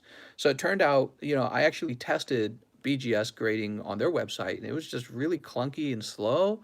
And when you're doing large submissions of like 200 cards, you need the fastest website possible. It turned out PSA's website was the fastest. But the second fastest was actually CGC. It was not BGS. So if CGC and BGS grading are essentially the same quality, I'm just going to choose CGC because it's faster. And I think at the time when I started with CGC, it was also cheaper than BGS. So BGS, similar to PSA, is a little pricey. I don't think they're quite as bad. But yeah, I've got nothing against BGS. They're fantastic. And if you told me you had a BGS 10, I would be looking at it the same way I look at a CGC 10, because from what I understand, they actually do grade tougher on the card, and that's what sets BGS apart from PSA. But the other thing is just that it's got like the large, fat, square slab. And let me show you something. So here's how I store all my slabs. I like to store them all in here, in these boxes. And the BGS slab actually would not fit, but it does fit. A CGC slab does fits like normal. So this is a card that came back, by the way. This is the Fates Collide Lugia, and as a PSA 10, this sells for like $1,000. And it's funny. I bet this would have a slim chance of grading 10 at PSA if I sent it in right now. But it's CGC 9. And you know what that tells me? It tells me that the PSA 10 is way overvalued. PSA 10s are overvalued. You need to actually evaluate them for yourself. All right, let's go ahead and refresh. I can see actually we have a lot of orders tonight, so it's a big deal. Let's get through these Poke cards and open all of them. And maybe we'll take a little break from talking about this. I don't want to beat a dead horse or preach to the choir too much. We can talk about something new if you guys would like, or we can keep talking about this primary subject. So we have Mr. Keith. He says 4 matchless fighters. You got it, Mr. Keith. 4 matchless fighters. 1, 2, 3, 4.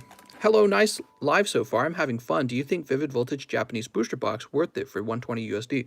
I don't really comment on prices like that. Prices are always changing, and I get too many questions of that exact nature. Somebody will have like some particular item and ask me, is this the right price for it?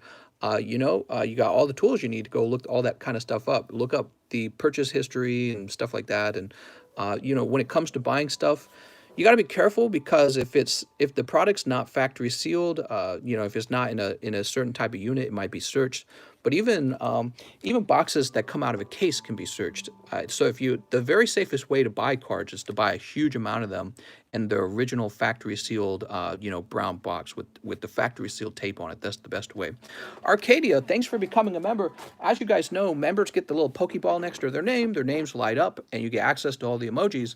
And when we get a lot of members, I will be able to add a new emoji.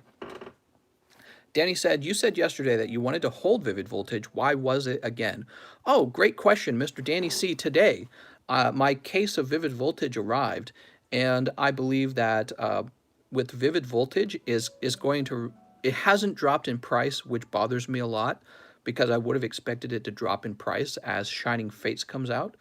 So I haven't seen it drop in price, and I'm not confident that it's going to get much cheaper in the future, which means that it mostly only can get more expensive from here. Even if they do a reprint, the price on it might actually hold at the same price. So that's something that I pay close attention to when I'm ordering booster boxes for a long holding. And now for you guys, you might just need like one booster box you put in your closet and you're done. But for me, if I want to open up Vivid Voltage, let's say 2 years from now or 3 years from now, I want to have a bit of a large holding of it so that I can actually offer some on this channel for fun. So I kind of have to stock up on a lot of cards to prepare for the future for what we do here, or I'm going to be paying crazy high prices in the future to offer Vivid Voltage to all of you. So that's I just bought a little bit today. Not today, I just got a little bit of it today, and that's kind of how I work. I just, I'll buy something here, something there, and save it for the future. Tyler says, did you see the new Amazon biometric palm scanner used at checkouts and stores? Your palm print is linked to your account, so no more credit cards. Oh, man, this is how it starts. And then they put the chip in you? No, I'm just kidding. 2 Shining Fates. Sorry, we're talking about so many fun subjects. 2 Shining Fates. The line might get a little long tonight. So Mr. Keith says, I don't have a bag. All right, Mr. Keith. Mr. Keith, let's find out what you pull. Are you worried about the 25th anniversary set? I know I am. Have they already revealed it? What do you guys think of the Mario, Pikachu, and Luigi? I think it's overpriced. I think that it's already so popular and well known that people are asking really high prices for it. And those 2 cards were actually pumped up by social media. Oh man, I was told that Lapras is the top 5 card in this set, and you just pulled it. Congratulations to Mr. Keith Craver for this fantastic Lapras. You pulled Thwacky on pack number 2. Let's see what else you got. Oh, Rune Rages. That's Rune Rages. Here's Dracozolt. All right, Dracozolt. And that's cold. They leaked Jet Black and Lancet. There's a golden Blissey. Ooh, Blissey. Blissey's bussin'. I want a golden Blissey. Thwacky, you did it! That's right. All right, Keith, let's get you a brand new bag. Mister, what's your least favorite Pokemon card? Least favorite? I don't know if I have a least favorite. Usually when you're opening a set, every set has like a least valuable card in it, and I hate pulling that least valuable card. But I don't have like one least favorite card. They're all pretty cool. Keith Craver.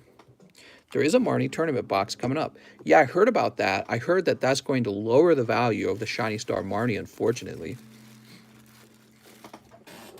There's a Shiny Electrode Gold. Oh, very cool. I'll want that too. Johnny Ceruzzi says, hey, Mr. Unbroken Bonds and 1 live custom. I have a bag. Okay, so let me think about this. You want Unbroken Bonds, but you didn't say how many.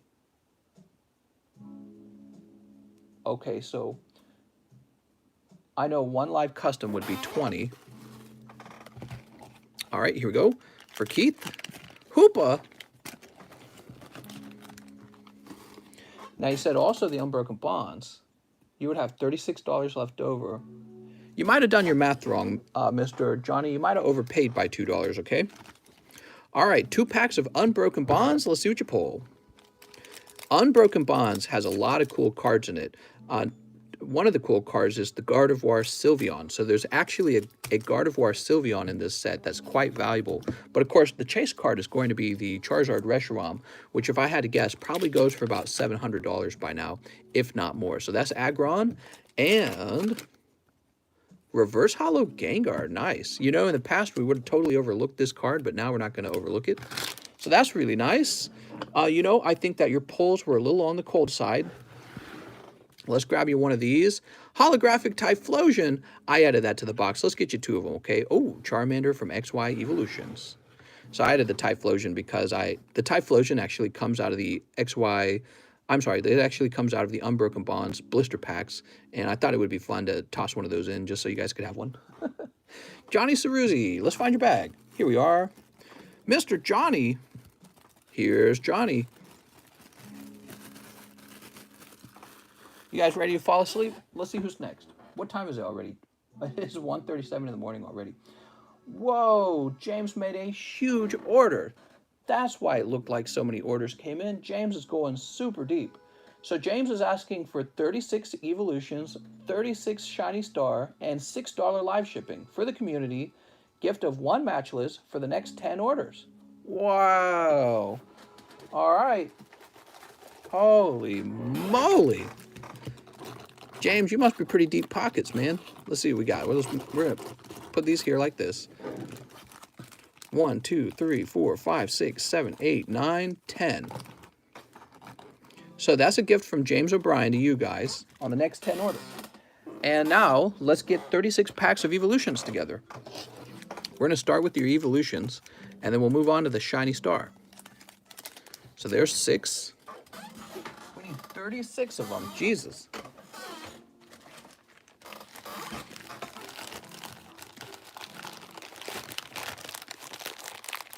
Holy shamoles, man.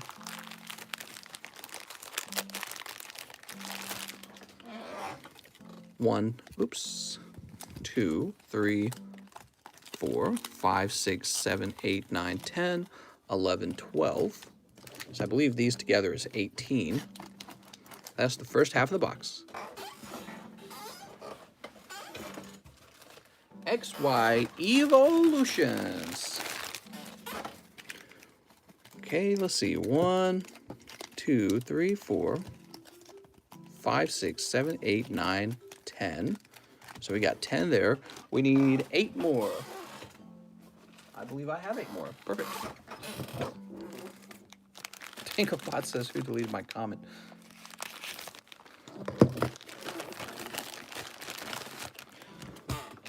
Hope you get 2 Charizards. I hope he gets 3 Charizards and a Mew and a Mewtwo and a Dragonite and 12 Flying Pikachus. There's 4 and there's 8. Okay. It is going to be a very busy night. Holy. So we'll count these up as we open them. Let's do 1 pile at a time. Holy moly.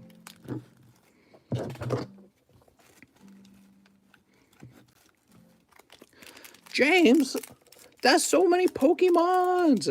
Sneep. 1, 2.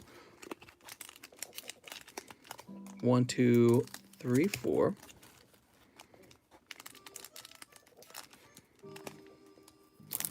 3, 4, 5, 6. Now the scissors doesn't want to cut it there. 5, 6, 7, 8. These are actually very bad scissors. 9, 10.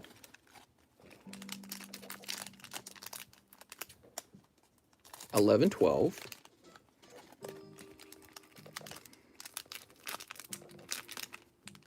13, 14. 13, 14.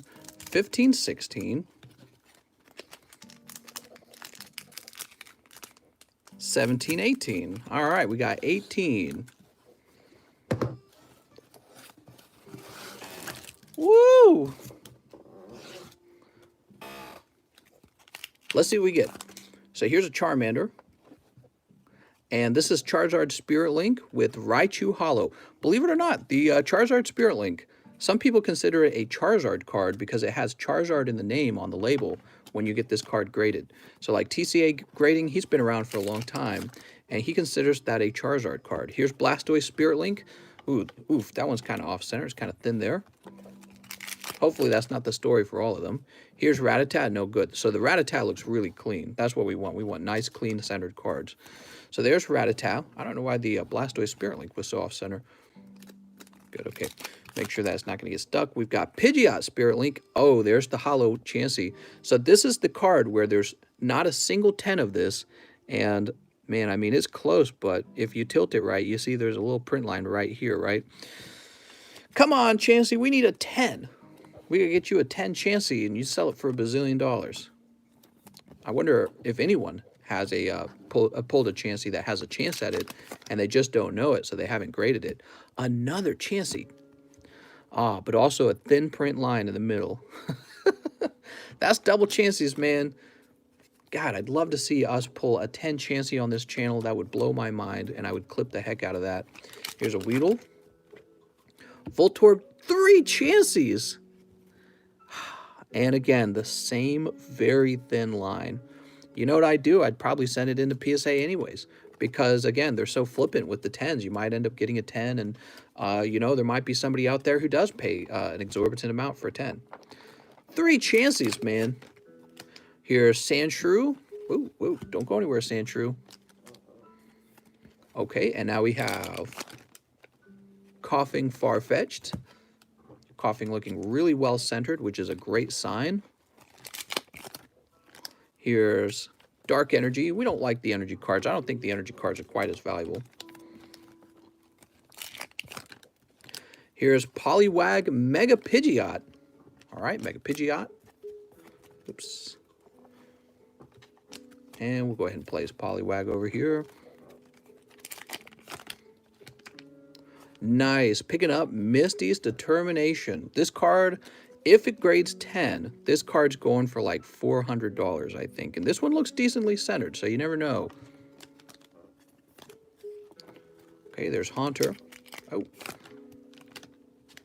All right, picking up Holographic Mew. We pulled one earlier, so I wasn't sure if you had a shot at one, but that's going to be a hot pull right there. One of my favorite cards out of this set. I would say that the Mew is definitely one of the top 5 cards from XY Evolutions. Still looking for Charizard, though. Here's Poliwhirl. So your hot pulls from this round have been Holographic Mew, as well as the Full Art Misty's Determination. And this is only half the box so far, guys. Ninetales Break. There's Holographic Magikarp and Mewtwo EX. Very cool. I like that Mew card. I actually like the Magikarp a lot. Oh, come on. Be Charizard. Ah, it's Charmeleon. Son of a bitch. Come on, Charmeleon. Evolve or something. This is going to be Machamp Break. Playing with our feelings over here. And finally, we have Seal Gyarados. All right, lovely Gyarados. We're going to go through the pile and take a look for any flying or surfing Pikachus, which can significantly increase the value of your pulls because they are nice pulls. I really like Evolutions. If you guys didn't know this, Evolutions is one of the most sold sets on this channel, even after the price change. People continue to buy this up more than anything else. Matchless Fighter's been real popular, but you know, it'll slow down. Matchless Fighter will slow down when the English version comes out. So you'll have plenty of like these Charmanders to grab out of here. Actually, I'm gonna throw him back in. Okay, Poliwags, Drowsies. Come on, secret rares. Here's an Imakuni's Dodoro. So that is a secret rare. I don't know how valuable it is. I suppose it's probably better than the Team Rocket one. I think the Team Rocket one as a trainer is probably the least valuable. So one Imakuni's Dodoro secret rare out of the first half of the box. Oh wait, we got another pile to go through. We're breaking this into 4 parts. So this is part 1. And this is part 2.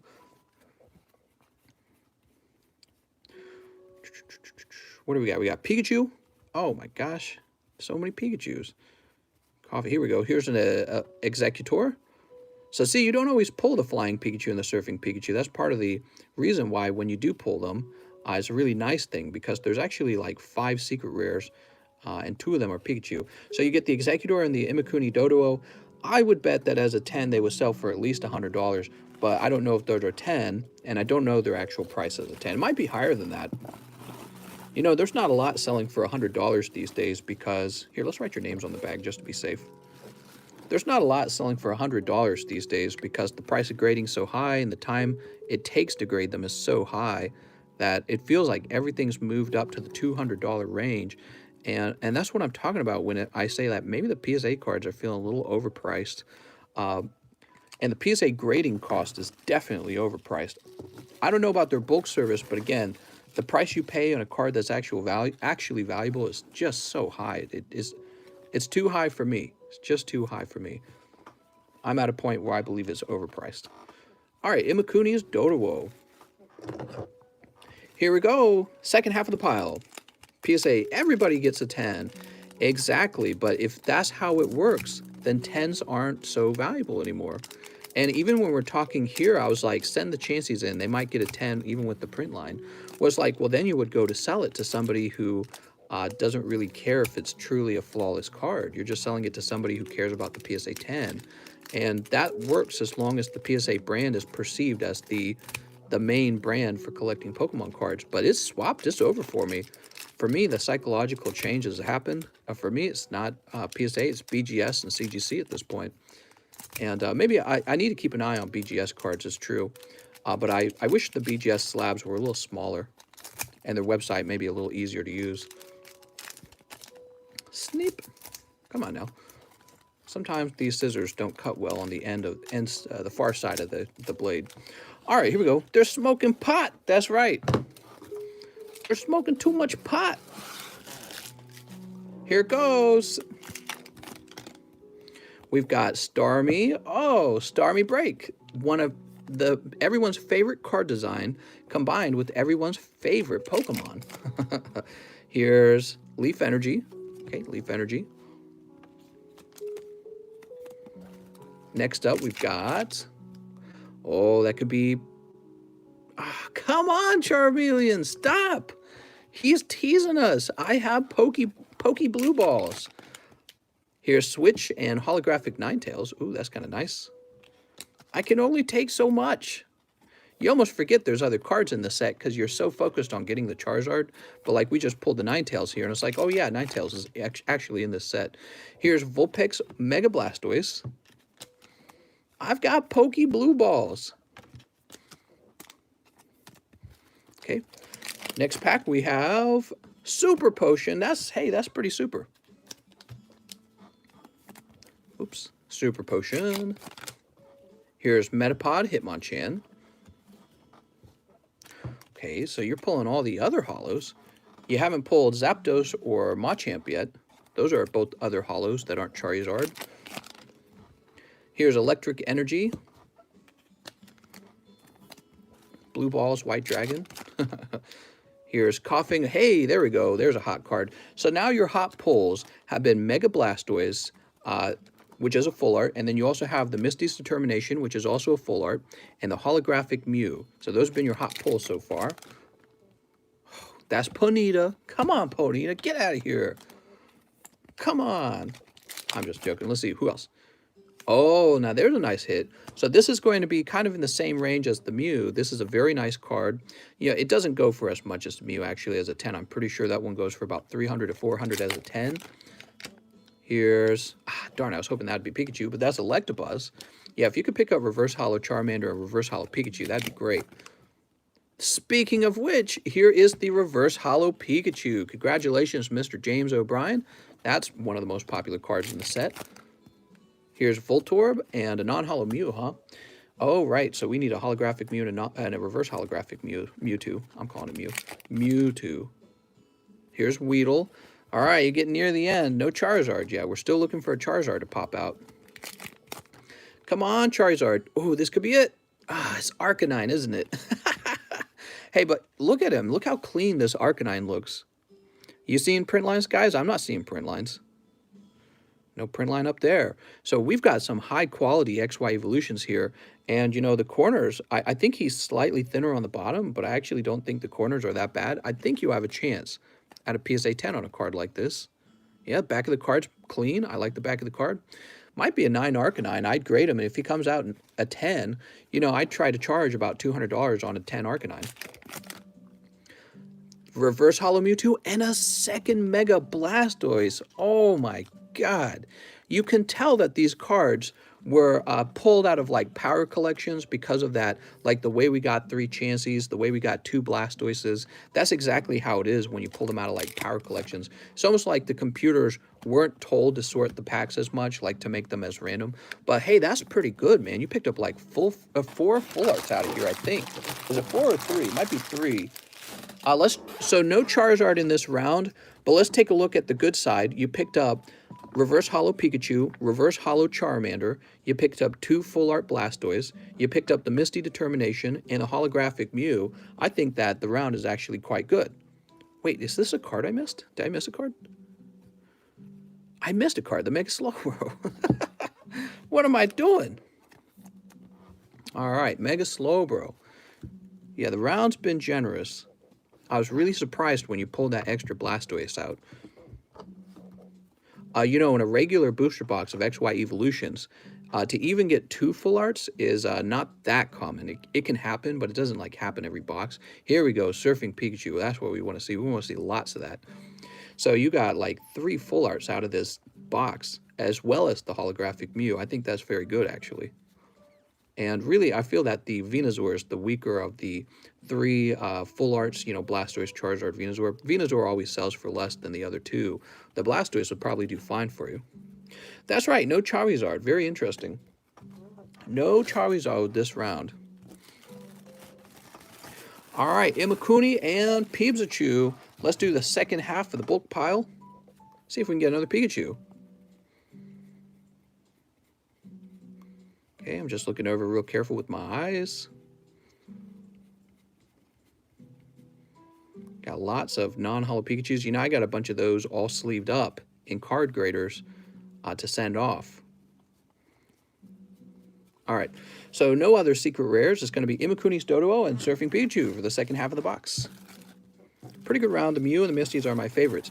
Yeah, I mean, the thing is, even when you get like sealed boxes of this stuff right out of the case, there's typically about 2 of the booster boxes will typically not have the Charizard in it. So this is James O'Brien. So for a let's call it a non-Charizard box, this box is still fairly decent for all of the other pulls that you got. And I've seen some really crappy boxes, and I would say that this is not one of them. But let's go over the pulls so that you can see that with your own eyes. Here's Imakuni's Doduo. Now, guys, we're not done. We're still going to open up 36 packs of Shiny Star for him after this, okay? Oh my god, man, it's like a folder of cards. You ready? So this Pikachu, Surfing Pikachu. I'd say that Arcanine's actually fairly decent. Wouldn't you guys agree the Arcanine's not bad? People like Arcanine. The Charmander, obviously. I would say the Reverse Hollow Mewtwo as well, because it's one of those base set cards, and it might actually grade 10. The 2 Mega Blastoises. Now, funny enough, I wouldn't actually count the Hitmonchan as that valuable, because he's going to have a print line. Yep, he's got print line under his butt. So you Mega Blastoise, Charmeleon's probably decent. Gyarados might come with no print line. No, he does have a print line. So he's cool, but he'll be a 9. Mewtwo EX, I actually like that as well. We're looking for the really good stuff. This Mew, the top stuff, you know what I mean? This Misty is also definitely good. And the Chanseys, oh, I like the Raichu a lot. I'm just going to set him there. So the Misty, if the Misty can grade 10, that's going to be a big deal for you. And we actually already looked at the Misty. All right, let's take a quick look.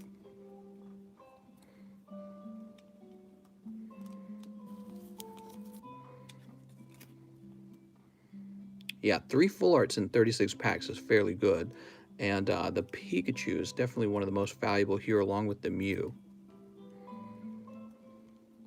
And these ones on the end are also valuable, but not quite as valuable. Very cool. All right, Mr. James O'Brien, I like it. Now, you're doing live shipping, and I think I just shipped some stuff to you earlier today. I think it was your two rounds of card graders. That's what it was. Mr. James, I will be moving these to a holding location to get them all shipped at the end of the live stream. You'll require priority shipping because this is going to be heavy. It's going to be well over a pound. And now, guys, we open up his 36 packs of Shiny Star. Are you guys hypers? I'm hypers. Kitty's hypers. No, she's not. She's just sleeping. Kitty, you're always sleeping. Do you ever not sleep? Seems like you just sleep all day. So we're going to need... Let's grab a couple boxes of Shiny Star out of this fresh case. All right.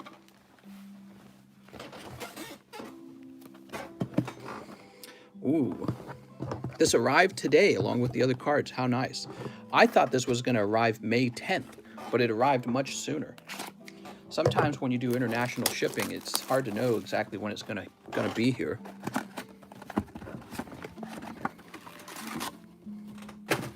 Okay, we got 10. Mister, do you smell that? What, Pokemons? Looks like the line will be real long.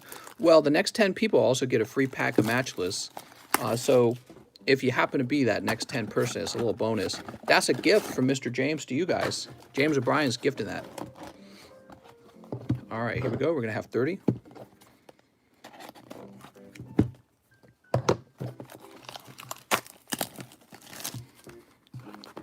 Ooh.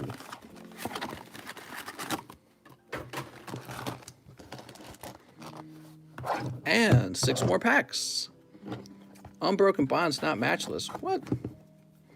Mister, do you collect sport cards? I do not collect sport cards, but after I'm done moving, I am going to go in on sports card opening. So I'll offer a lot more of it on this channel than I currently do. But we're so close to the move out date, I don't want to order too much. Okay, very cool. Wow, that's a lot of cards. So you guys are looking at 36 packs of Shiny Star. And this is a fantastic set because it actually has not 1, but 2 Charizards in it. And really 3 if you count the code card. I think you should, because I'm going to be grading all of my code cards that are that have the Charizard on it. So this is a really nice set that also contains both Skyla and Marnie. And of course, the other chase cards would be the Suicune. And I was told that the Lapras is the next most valuable card after the Suicune. Actually, I should look up the top 5 sometime. Okay, here goes. Let's warm up the pulls for him. All right, we're warming up the pulls. Only hot ones. God pack incoming. That'd be nice.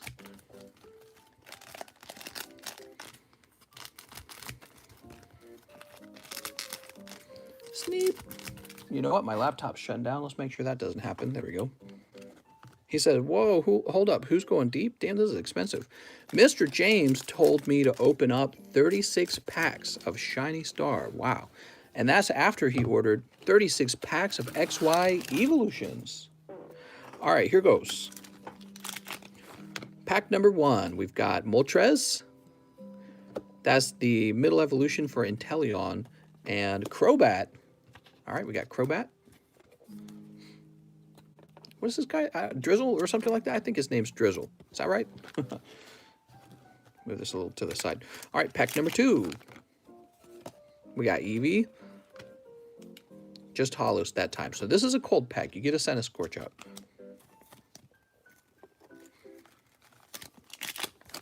All right, I see a holographic back there. The sad news is it's not a Charizard. So that's probably a Grimmel. Maybe it'll be a Lapras. Let's see. Could be a Lapras. It is a Lapras. There you go. All right, much better than the Grimmel Snarl, that's for sure. Very pretty. Shiny Lapras. Lapras probably one of the more valuable ones because it's Gen 1, right? All us Gen 1 boomers. We don't want all the latest Gen stuff. We want the cards that we remember from 20 years ago. All right, what do we have here? Score Bunny, and looks like just a Dragapult here.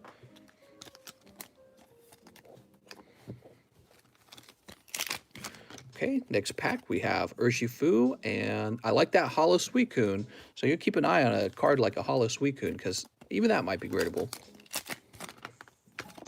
That's Inteleon. Here's Centiskorch. Next up we have Sobble. Is that Sobble? Drakazole, and Dragapult. I just had some of those Dragapults come back 10 in English from Rebel Clash. What's this? That's Urshifu and Florges. Ooh, and Eternatus and Ditto. I like these golden Eternatus cards. I actually really like those. Place that here. And this guy right here. And Florges right here. So nice. There's Blastoise. I like the Blastoise good card. Zamazenta. There we go. We got a Charizard code card. Sweet. We're always keeping an eye out for those. It's like a bonus pull almost, isn't it? Okay, now we've got, oh, it's Yamper and Dragapult. Sweet. Look at Yamper. He says you should be buying Dogecoin, mister. Dogecoin's going to go to the moon. Definitely buy in at 40 cents. What could go wrong? There's another Blastoise. No problem with Blastoise. Okay, here we go. Now we have Moltres. Come on. That's not a Charizard. It is Boltund Shiny. Boltund Shiny. You almost forget he's in this set. It's not a bad card. What do you guys... I think Grimmelsnarl is probably the most annoying. Grimmelsnarl or Centiskorch. But I actually like Centiskorch. So, you know, if I pull a shiny Centiskorch, I just think it looks cool. But, you know, the Grimmelsnarl, he just looks kind of weird, doesn't he? Grimmelsnarl looks like some goofy... I don't know. He's hard to describe. He looks like he's covered in hair. Oh, another golden card back here. Could this be... Ah, it's Zamazenta. That's too bad. I would say the Zacian Golden's a little bit better than the Zamazenta Golden, but that's okay. So you pull a golden full art. What I do notice... I'm sorry, is there a little lag? What I do notice is that we have not had... We might be having a little bit of lag.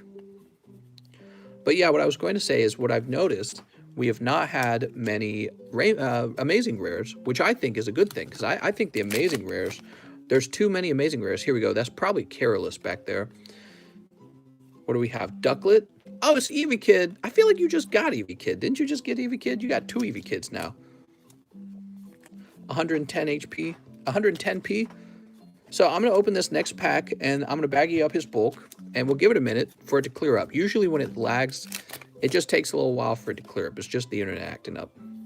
Okay, your last pack is just a regular Eternatus V, so it's just a cold pack. Oops. All right, now let's clean up your bulk while we're waiting.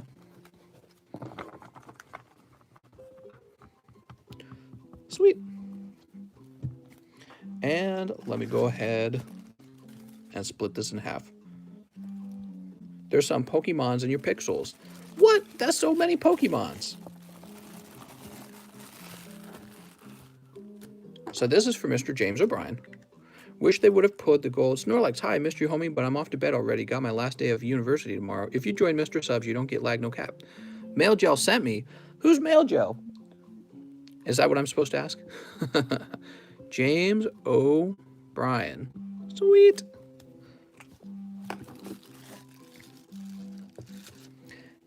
GBC quality, what?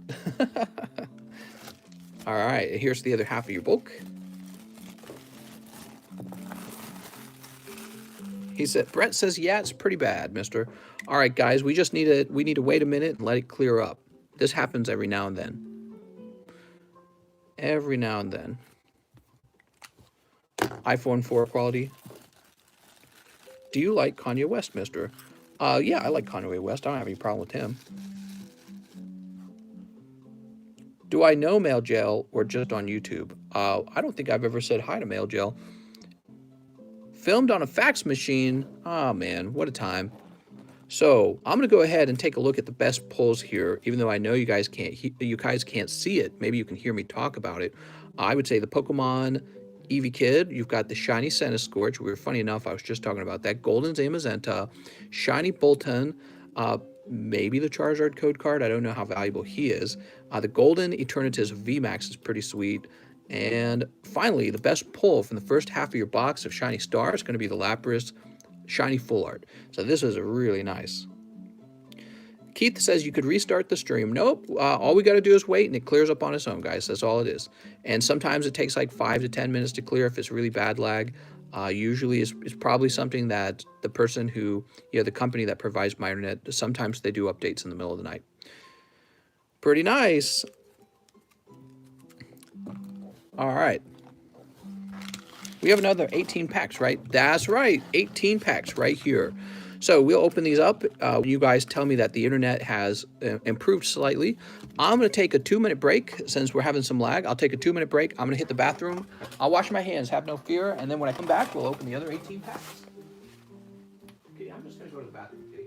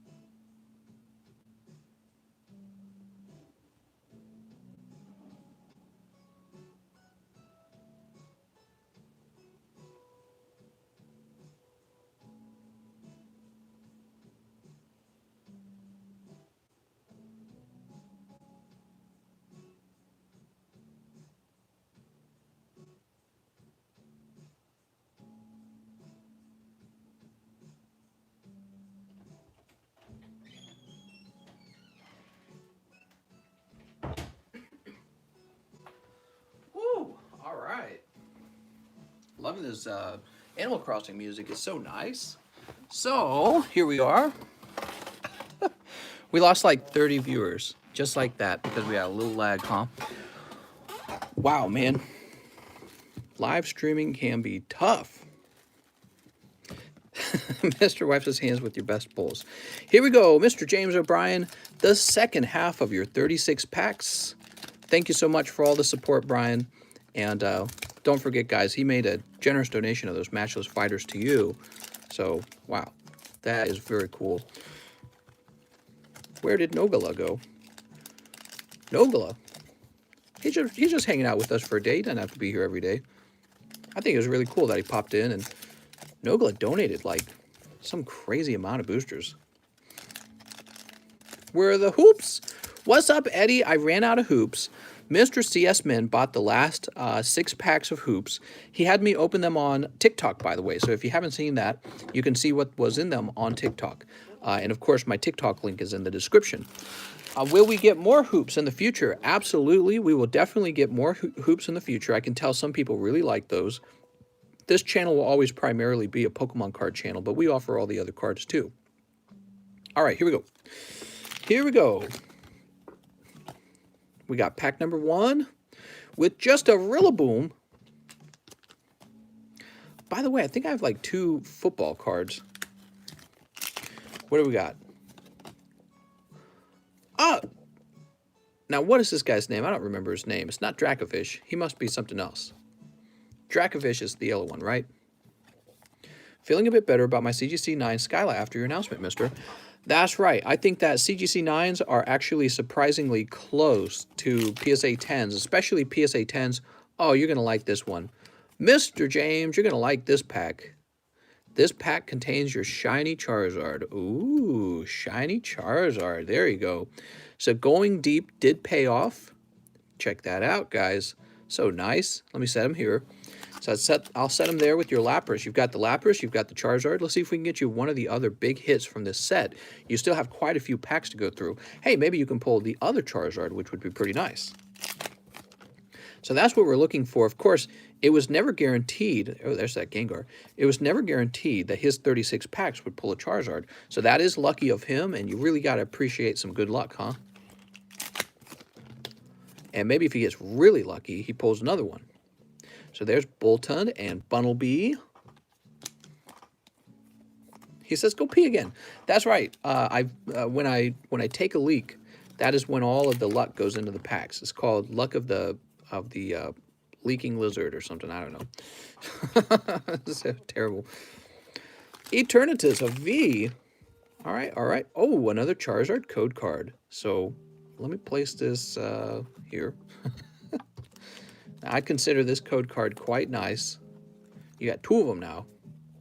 I bet you one of the things about that Charizard code cards is that somebody wants to put premium ads on my YouTube. What? I just got an email. One of the nice things about those code cards is I suspect a lot of people just aren't going to grade theirs. All right, you did finally get an Amazing Rares. The Amazing Rare Kyogre. Boop. Instead of diamond hands, it's dick hands. Oh my god. All the way to the toilet bowl. There's the Grimmelsnarl shiny. He gets to be in the set twice, man. He's a shiny holo and a shiny full art. That's too much. What did Grimmelsnarl do to be so popular? You know what I mean? Okay, what do we got here? It's a good thing you pulled that Charizard, because a lot of these packs on this other half of the box have been kind of cold so far. Here's Station. Oh, here we go. Now, what is that going to be? Is that going to be the Coomed Out Ice Trainer? It's Skyla! Woo! Now, I think that Skyla actually moves up in value in this set, because now that we know Marnie's going to be a promotional item in English, that would mean that Skyla remains a card you have to pull, because we know in Shining Fates you have to pull Skyla. So this is probably a better pull than Marnie at this point, even if the market hasn't figured that out.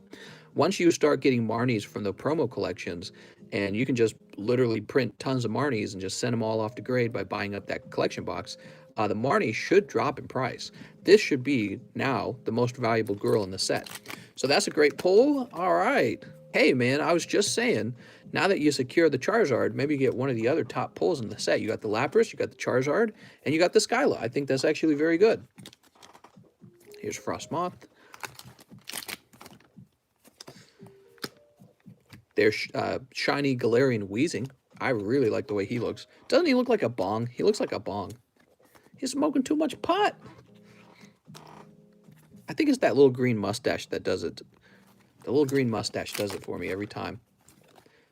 Okay, here's Crobat. Our Skyla. That's right. When your pulls are too hot, you have to give up 10% of the pulls in your bag to the community.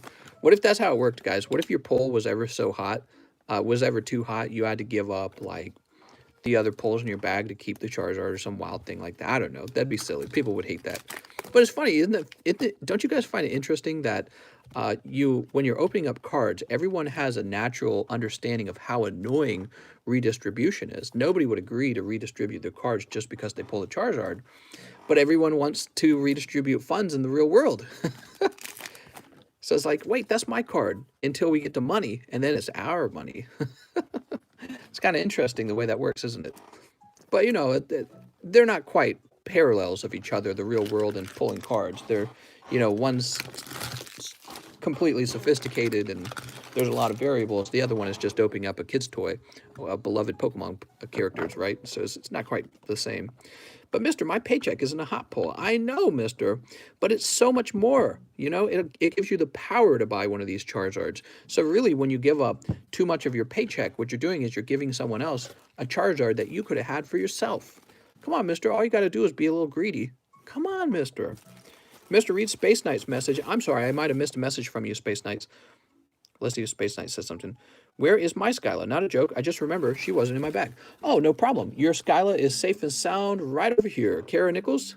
Yep, your Skyla. I couldn't remember why you had me had the card sitting over there. I think you were waiting to decide if you wanted to send her to CGC or not. But yep, she's here and she's safe and she's all sleeved up, and I can ship that off to you anytime you want. All right, Mr. James. Very good. Kara Nichols says, oh, yeah, I've got one of those. James O'Brien.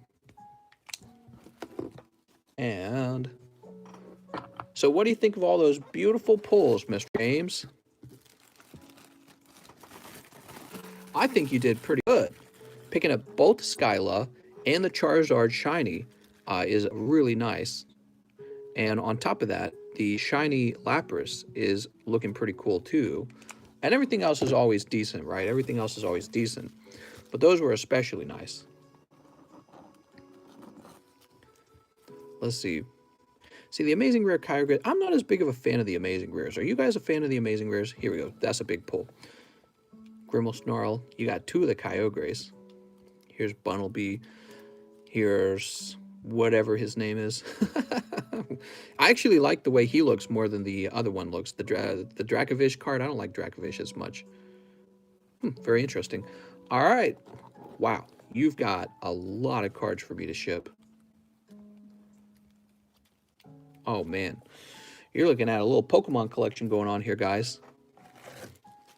Now, how cool would it be, guys, if in the future you could actually purchase a folder that I keep in a vault for you, and the folder has all your cards in it, and you have a digital collection over here? That was an idea I had, and I think it's a very interesting idea. I think some people would be fine keeping a digital collection that I could ship out to them anytime they want me to, or it can be stored here safely in a vault. I think that would be something to think about for the future. Definitely if we get like a card grading company going and it's actually turning some profits, I think it would be very neat to invest in constructing a kind of like a bank vault just for storing cards. And maybe that sounds a little too ambitious. Maybe it isn't too ambitious, but I mean, it's never going to happen if you don't imagine it happening. I think it'd be very cool. But that's more like for the future. That's stuff to talk about years from now. All right, Mr. James, I'm setting your cards to the side. All right, they're all set to go. Woo! Now let's see who had ordered right after James, because that person has waited like 40 minutes. Like 40 minutes. It's Connor Gillespie. What's up, Connor? Connor, thank you for your epic patience. He wants 1 live custom booster. You got it. Connor, pull in. Oh, just some Shiny Star code cards, but also you get 1 matchless. Maybe the matchless will have a hit in it.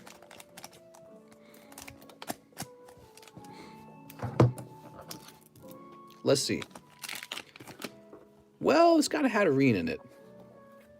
Any base set for sale? How's it going, Davis? That's right. I got base set coming out of the ears. Coming out of my nose. I can see Amazing Rares being worth a decent amount in the future, especially if they're really done making them. Oh, so they said they were done making them. I've heard that more than once now. Is that actually true, though? I have 4 sets of them, of the 9. All right, let me go ahead and pop this up into your bag, Mr. Connor. Mister, you don't have to include all bulk if you want to save on shipping. Oh, that's okay, because once I switch over to priority mail shipping, weight no longer becomes an issue. So I'm already going to pay a lot for the shipping, which don't worry, you know, your large order covers the cost of shipping already, so that's perfectly fine. So you're going to get all your bulk just because once it's priority, there is no limit. I think there's like the limit's huge. It's like 40 pounds or some crazy thing like that. So you definitely don't have 40 pounds of cards, and we're going to make sure you get all your cards. Arizona says, how many more before we open the large? The large is getting closer all the time. We're at number 19, which means we are more than halfway there. Now we have Kara Nichols, who says 1 matchless. Well, Miss Kara Nichols, you bought a pack of matchless at the right time because it's buy one, get one, thanks to James O'Brien. James O'Brien generously donated 10 packs of matchless, so you're getting 2 this time, Kara Nichols. Let's see what you pull. That's what I've heard. I don't think it's 100%, but they haven't been in the last few sets. Okay, we got cold and... Oh, so sorry, Kara Nichols. They were both cold. Okay, that's all right. Now we have Mr. Marvin Leon. Marvin says 2 vivid. He says 2 vivid, 1. Oh, I think he means to say 2 vivid, I have a bag. That completely confused me. So here's 2 vivid and 1 free matchless from Mr. James O'Brien. Sharing is caring. You know, I had to host another giveaway too. I had to do a pack of, I had to do a slab or something like that. Mail Jail would like to pre-purchase an unlimited box of base set. I'm assuming you mean base set. If you would be able to locate one, if you currently do not possess one, he just sent a message to your inbox. Really? So he would like to open up a box of base set Pokemon cards. Man, that's interesting. I mean, I actually do have one. I probably could locate one. Very interesting. Well, if it's the case that he sent me a message, I'll be sure to read the message, okay? Very interesting. What do we have here? Oh, Galarian Darmanitan. Very nice. This is for Mr. Marvin Leon. Yeah, I do have a box of unlimited base. I would have to get it back out. It's like in a vault. And the thing is, I really wanted to keep one for myself. However, if he's wanting me to locate one, maybe I would take the risk on that. I don't know. As long as you're able to properly authenticate it. Yeah. Well, that's all the risk. So basically the gamble is whether or not you're buying an authentic one. And it would suck for me a lot if it was not authentic. You got me. I'm not sure. I got to think about it. The thing is, if he wants to pay me to take the risk on buying a box, I could probably do that for him. But then if I lose that gamble, if I lose that risk, that's going to cost me enormously, because I'm probably going to have to enter a battle with the person who shipped it to me. And if they are an actual scammer, they're going to fight me tooth and nail. That's the thing. When you have somebody trying to throw a fake box at you, of course they're going to fight you, because that's their whole game. They already know. Yeah, I'll think about it for sure. PokeDay says I wouldn't mess with it. I don't know. I might. It would be cool to open a box of Unlimited. I have no footage of opening a box of Unlimited other than the Japanese base set Unlimited. So it would be nice to capture footage of a base set box. Yeah. I'll definitely think about it. Marvin Leon. So Mr. Marvin. Starvin Marvin, I think you're over here. I'm just trying to think. There's really no way to protect yourself when you're buying an item like that, because it becomes a his word versus your word scenario if the box is fake. That's the main problem. So the person, if they are a scammer, all they have to do is deny it, and they already know all that. That's why scamming's especially with those big $30,000 boxes that are super valuable and super cool and awesome. Those are like, that's exactly what I'd be targeting if I was trying to run any kind of scam. That's my thoughts. Just such a high risk. Yes, but on the other hand, if we were to pull it off, that would be very cool, right? So it'd be very cool if it was authentic and we opened a whole box of base sets. So it's like a high risk, high reward sort of scenario, isn't it? Next up, we have Johnny Pyers. Johnny says, hey, big head, I would like 5 Vivid Voltage. Mr. Johnny, 1, 2, 3, 4, 5. 5 Vivid Voltage, and I don't think I have a bag. Give them a smooch. Smooch. All right, they got to smooch them. Are we going to toga kiss? I think we're going to toga kiss. A base set box break. That would be really neat. All right, sneep. Sneep. Yeah, I do have an unlimited box, and I bought it a while ago, so I suspect that one's very authentic, but I don't know. Problem is, Logan Paul opened first edition way more rare and expensive. Just pay someone for the Connect. All right, let's see. We got Puccina. Here's Galvantula Snorlax. He says, you feel good right now? Let's keep it that way, because if you get scammed, you're going to feel it. Yeah, you know, I'm never going to forget. I've seen TCA Gaming get scammed. I've seen PokeRev get scammed. And I remember Leonhardt was at that first edition base set box where the Guru guy was there, and that was a fake box. So I remember seeing that. And the thought of being scammed on such an expensive item scares the crap out of me. I think it scares everyone. Pikachu V. All right, Pikachu V. Just ordered an ETB of Shining Face Mister. I want that Skyla. Hey, that's a good card to be chasing because, you know, Skyla's got a great personality. You can tell by the size of her personality. You can tell that she's probably going to be very popular for years and years. Doobie says Matchless. Oh, thank you. He also gets a pack of Matchless. So this is for Johnny Pyers. And Johnny, you pick up a pack of Matchless from James O'Brien. You also pulled a Pikachu V out of your 5 packs. It's actually not too bad. I think the Pikachu V is the best V card you're going to pull out of that set. And this one's cold, though. Okay, cold Matchless. She's got 2 great personalities. That's right. Okay, so you said you don't think you have a bag. I'm actually going to check just to be sure, okay? Yeah, he was opening up Japanese Neo. You would think that you're safe when buying such an expensive box if you just buy it from someone who sounds credible and if you just buy it from someone with a lot of feedback. But think about, think like a person who's trying to sell you a counterfeit box would think. Who's going to be the best person who has a shot with getting away with selling a fake $30,000 box? It's going to be somebody with lots of feedback who appears to be reputable, and they're going to be the person most likely to get away with selling something like that. So I think that, obviously if they say they're from Brazil or China or something like that, you're not going to be scammed so easily.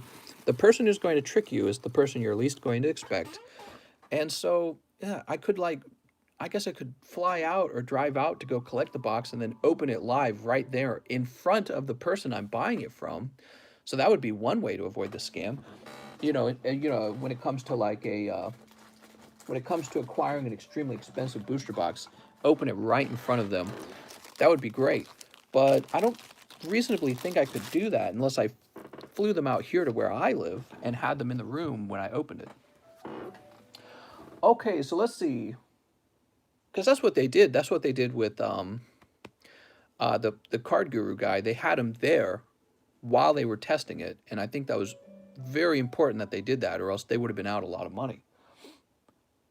Next up, we have Dustin Day, who says, "Hey, mister, I'll take 2 Unified Minds, 2 Unis. If only there was a way to truly authenticate the box, Kind of like when the bald guy didn't expect his box to be open. 2 matchless fight. Well, I don't want to accuse him of anything because, no one's guilty until they're proven guilty. So, but that's also part of the problem with the whole, it's just a risk. It's almost like a gamble. All right, Mr. Dustin Day, he says, I have a bag. You got it, Mr. Dustin.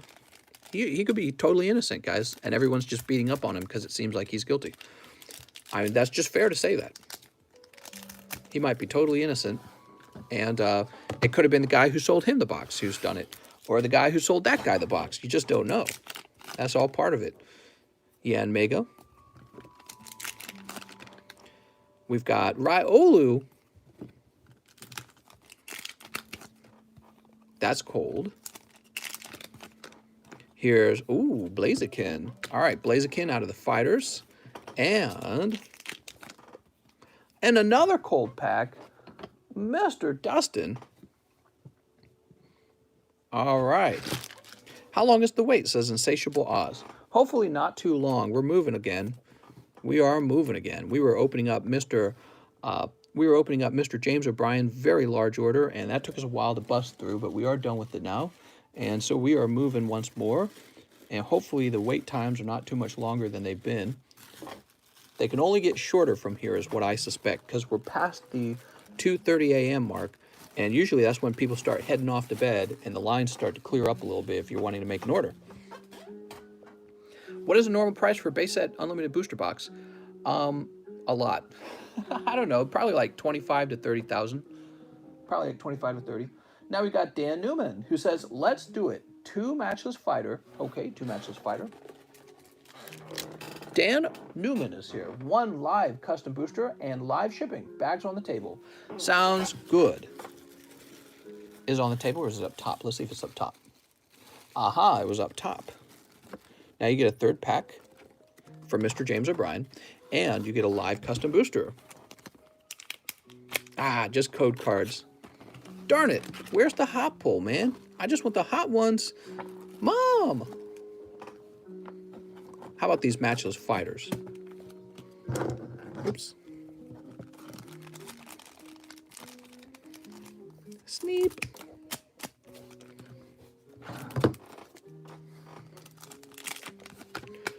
There's why am I trying to call him Urshifu? He's not. Yeah, it is Urshifu.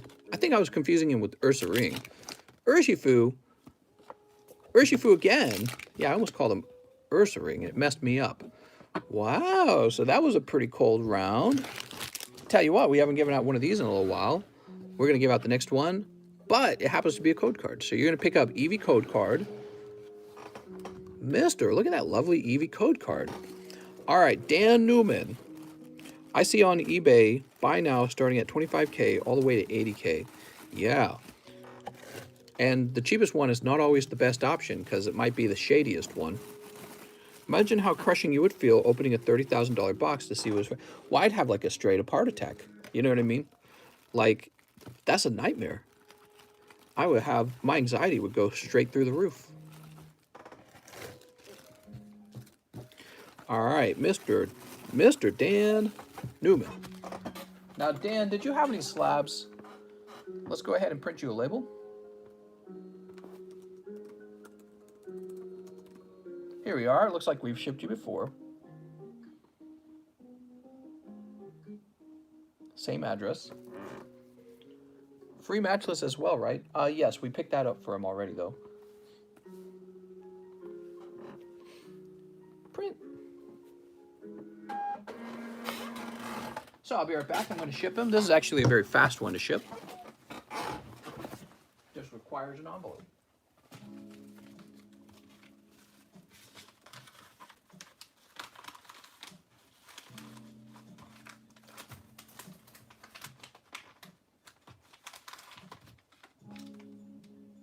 Look at these lovely Pokemon cards for Dan Newman. Dan Newman, I appreciate your business, and I hope you like your cards when they arrive. By the way, I want to show you guys something. I found these 2 football packs. Optic, huh? I don't know what to do with those, man. We're going to have to give them to Eddie Petty. So let's see who's next. Raul Batista is next. He says, 1 live custom booster, right? Raul. Just hollows, Mr. Raul. Where is the hot spicy card in that live custom booster box? Sneep. Skyla in PSA 10 going for $610. I'm sorry, $600, pop 10. Oh, that's cold too, huh? Sorry, Mr. Raul. He says, nah, I don't like American football. You don't like American football? Okay. Whip. No, I'm just teasing. That's all right, mister. I don't watch it either. I don't watch any sports, though. That's why I don't watch it. American football's the best. Have you never seen 2 guys tackling each other? I mean, I just get all sweaty thinking about it. Next up, you've got Tyler McKeel. He says, I'll have 6 unbroken bonds. Thank you, mister. Hey, 6 of them, huh? 1, 2, 3, 4, 5, 6. Sports are dead, says Wellix. Are you referencing because sports are just like super political now? Yeah, I don't know. As long as they keep making enough money, I don't think they're going to back out of being so political. I think they're just going to keep being political. So as long as people show up.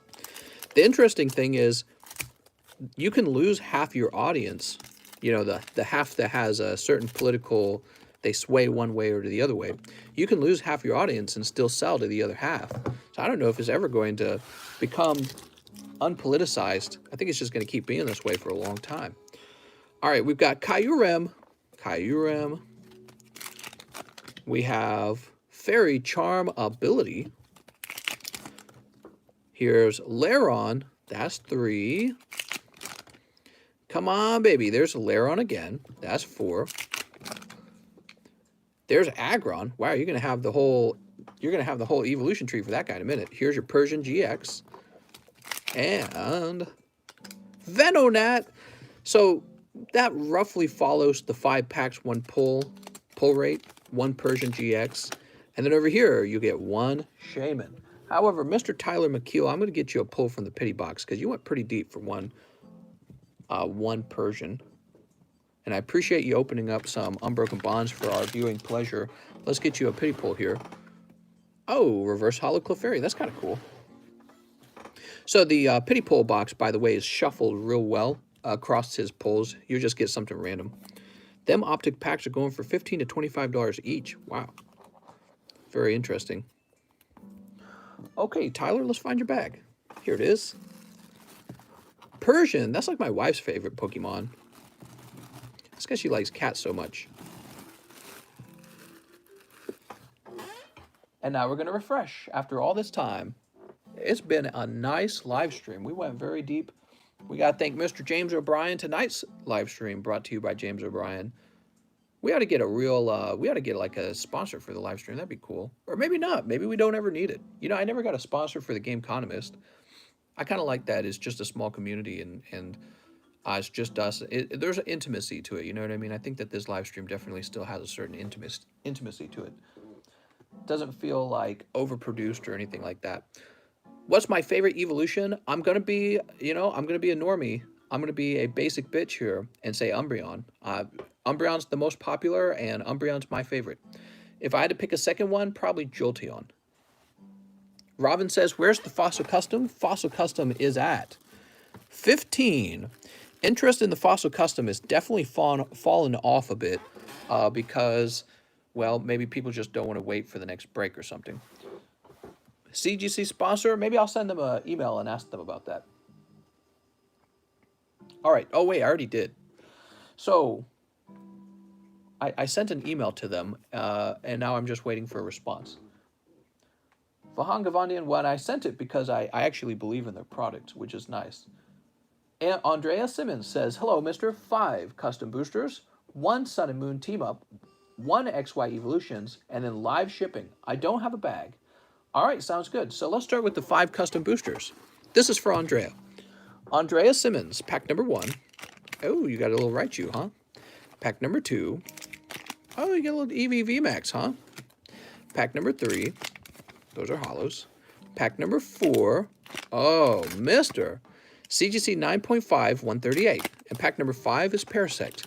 So that seems like a pricier one. Let's see what it is. CGC 9.5. So to me, a CGC 9.5 is equivalent to a PSA 10, and I believe CGC believes that too. That's why they actually call it Gem Mint. So they call their CGC 9.5s Gem Mint. They're saying this is essentially the same as a PSA 10. Is that it? Oh, that's nice. All right, and let me get you a little sleeve here. You'll want a sleeve. So we're starting here. And I thought I was going to have to feel bad for you for minesweeping, but in fact, you are the person who got to pull the hot one.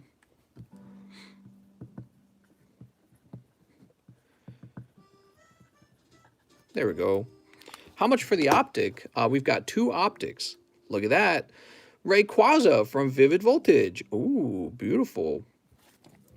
So we've got a CGC 9.5 Rayquaza. And we'll sleeve these up. Whoop, whoop, whoop, whoop, whoop. Stay.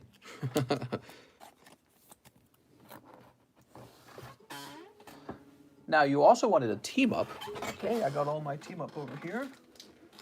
I love team up. And an XY evolution. I should have an XY evolution left over. Where did I place it, though? I don't know where I set it. I have no clue. Okay, well, I've got a bag of them over here. Let me just grab one from the bag. All right, here we are.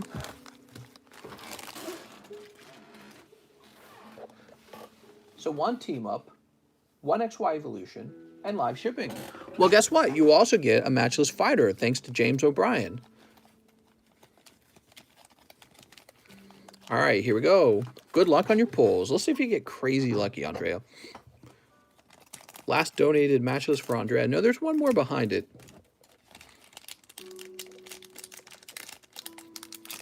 Brett says, yay!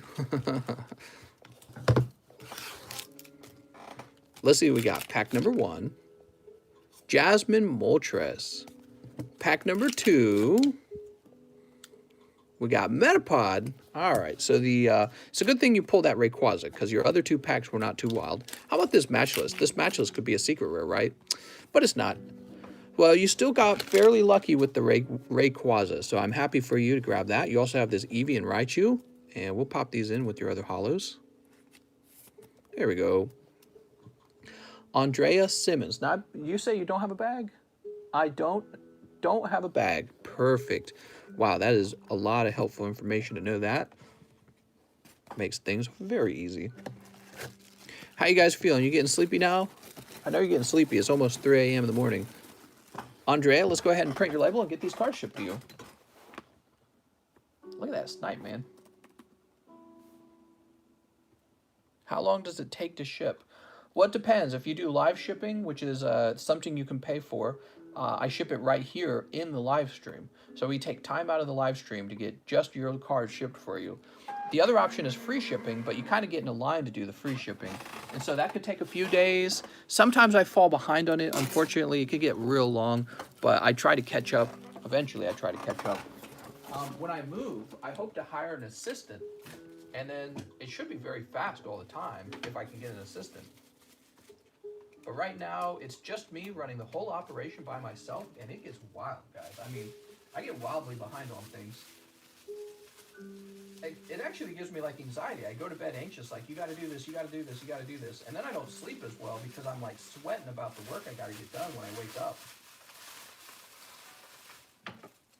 It's not like a company where something goes wrong at your hourly job. It doesn't affect you. It affects the bottom line of that corporation. It's like if I do a poor job over here, I'm going to upset, the people that support this channel, so I try to do a good job. All right, hold your eardrums.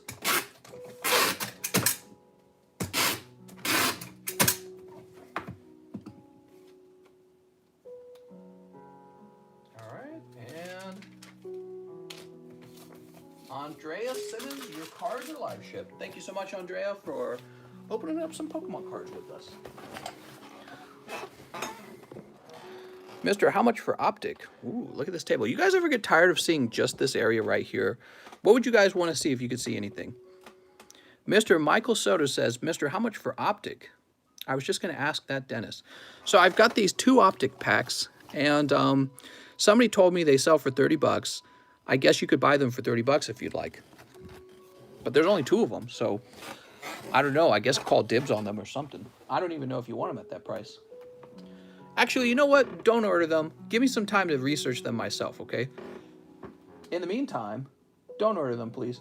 Vahan Gavandian says, 2 live custom boosters. Oh, no. Pack number 1, Hatterene. Pack number 2, could this be hot? Oh, it's not. It's just ball toy. Mr. Vahan Gavandian. I tell you what, mister, let's get you one of these pity pulls. Here we go. It's Cramorant. And, okay, so Mr. Vahan Gavandian, let's go ahead and put this into your bag. I just like saying your name. Vahan Gavandian. The question becomes, where is your bag? Not over there. Damn you, mister. Getting our hopes up? I'm sorry. Here we are.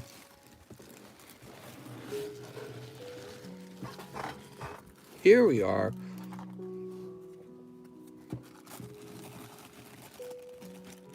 So slightly hotter, you pick up 1 Cramorant as well. Almost sent you the money for those, says Michael. Joey Barton says 1 live custom booster. All right.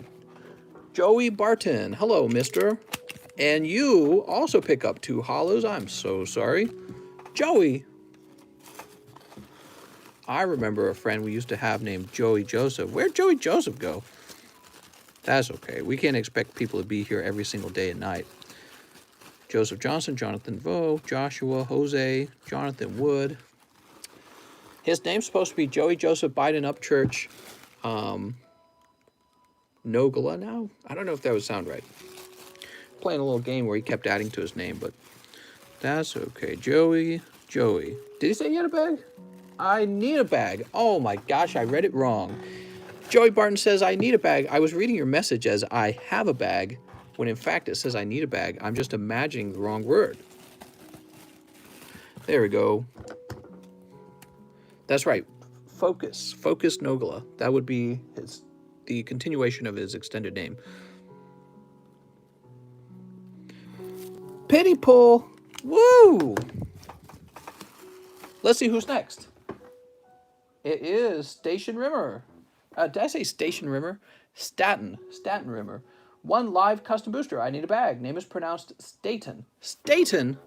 How's it going, Mr. Staten? It's nice to meet you. Hey, you actually helped me pronounce your name. I like that. Hey, you pull a holographic Gengar. That's kind of cool. But I'm afraid that's a cold pull, okay?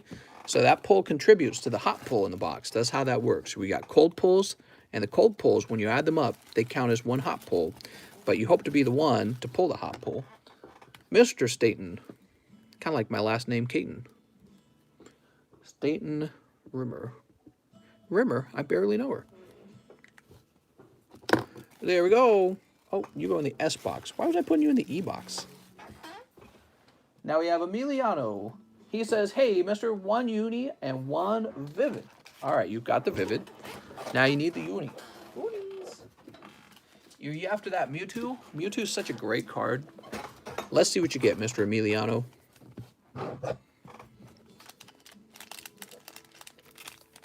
Sleep. All right. Magnezone Excadrill, pack number 2. This is the Vivid Voltage. Oh, how do you do it, man? I swear to God, Emiliano has the best luck. Do you ever miss? I thought 2 cold packs. Nope, he easily pulls the Amazing Rare Raikou. He's like, nah, just take an Amazing Rare Raikou with me. What the? How do you do it? There we go. How about 40 for the Optic? Man, you're desperate for the Optic. I really ought to just research it before I sell it. Because one time I sold some Dragon Ball Z cards, and people recommended a price to me, and then I sold it, and I found out that recommended price was actually below the price I was supposed to sell them at. It is just 2 packs, though. Next up, we got Matosky. It's Matosky. He says matchless. So, Mr. Matosky, let's see if you have a bag. You just said matchless. You didn't tell me how many. And then you sent me kind of an odd amount of money. Almost as if you sent it in your own currency, mistaking your currency for my currency. So you're not going to get as many as you probably think. It's saying here that you sent me $38. 38 divided by 6 is what? Here's Michael. Snorlax says, I got a bag. Okay, we're looking for it. Mario, Meng Yang, Michael Heegman. Wow, this box is full. Here we go, is Matosky. Shipping and handling paid. 38 divided by 6, what is that, like 8, 9? 8 would be 48. No, that's too high. So it's 7, 6. So it'd be 6. So you got 6 packs coming up, mister. 1, 2, 3, 4, 5, 6. So you got 6 packs, and now I'm going to do something that I've made a little bit of a mistake. There was one more pack of Matchless back here, and I totally forgot to hand it out. So somebody missed out on their pack of Matchless, and I apologize deeply for that, but it's going to go to Matosky now. Sorry. Oh, no. Oh, no. Snorlax says, keep the rest. What? Here it goes. Somebody's going to be like, wait a second, that should have been my Matchless Fighter pack. I don't know how I made that mistake. I just actually forgot. Maybe it's because there was only 1 pack left. It wasn't prominent enough on the table. Pack number 1. Pack number 2 is Slow King. Alex says it's subbing. Ree! Cold. Cold. Wow, just watch your stream of you opening Yu-Gi-Oh! Maximum Gold. Saw you said a whole case of no Blue Eyes White Dragon. I opened 3 to place, guys. Wow, you got really lucky then. Nice, man. If it's hot, it was mine, says Mike Spaninator. We got Articuno. Is Artispluno. He's about to sploon all over you. And Zapdos. Look at that. That's pretty good. All right. Mr. Metalski. No Fui for the Wicked. That should be one of the titles. No Fui ones for the Wicked. I'm looking for some Fui ones. Mom, I even hit the Blue Eyes and Dark Magician in the same pack. Wow. Next up, we have Ever Treminio, who says, Mr. 2 XY Evolutions. 2 of them. All right, give me a second. Ugh.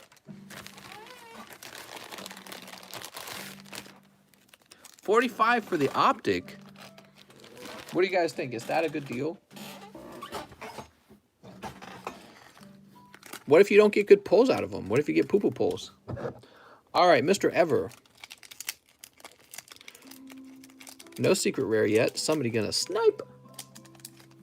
Okay, good luck, Mr. Ever Treminio.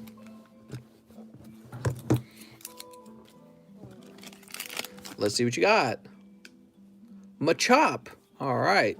You got the naked baby with the man arms. That's kind of cool.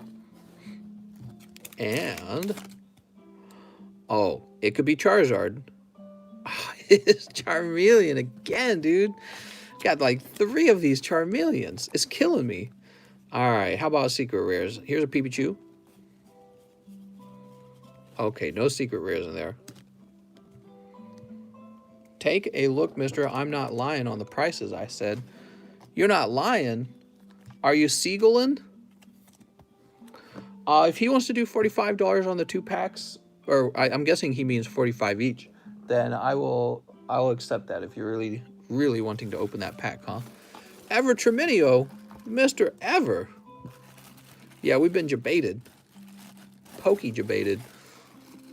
Let's see who is next. We have Daniel Rivas. Daniel says, custom booster, live shipping. I do have 2 slabs as well, I believe. Thanks again. All right, sounds good, Daniel. So, 1 custom booster and live shipping for Daniel Rivas.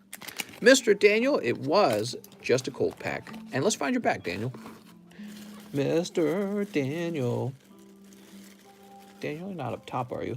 I feel like you're up top for some reason. Dustin Day, Dontrell Davis, Daniel Schmidt, David Correa. Nope, you are not up top. Let's check in here. Fergie's Cave, Devin A, Daniel, Damon, Derek, Dennis, Felix, Darren. Did you have a bag in the overflow? Is that what the deal is? Maybe that's what it was.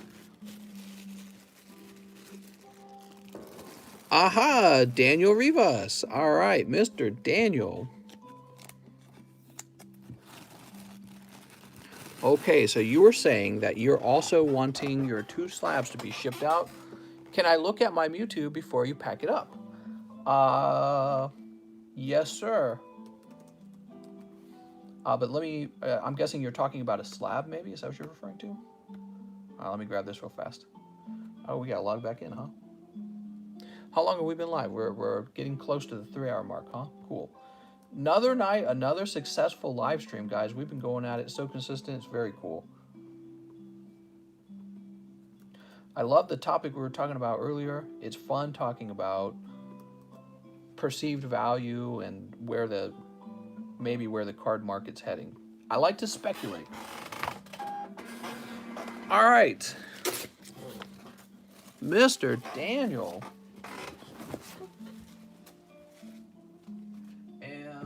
Let's find your 2 slabs. You said 2, right? Do I have any on the floor over here?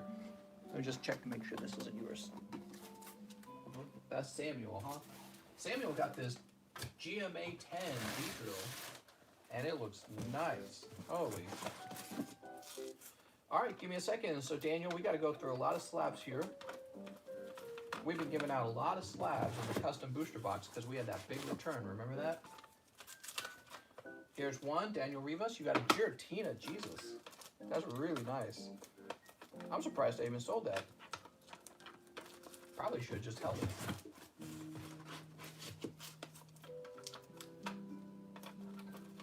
CS Man. David. Sukakam.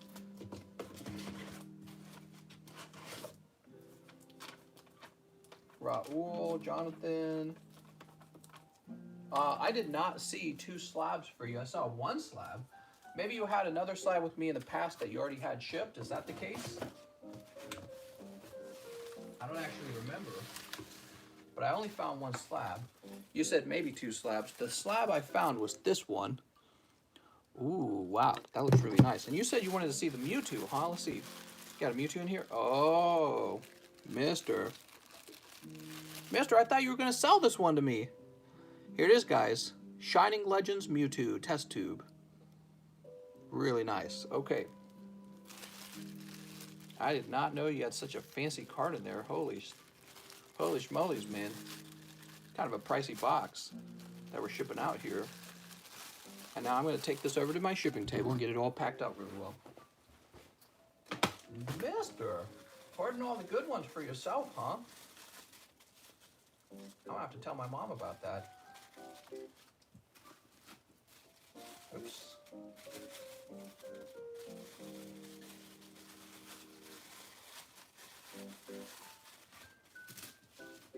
All right, and now we get some bubble wrap. I got lots of bubble wrap today because I had a lot of stuff show up in the mail.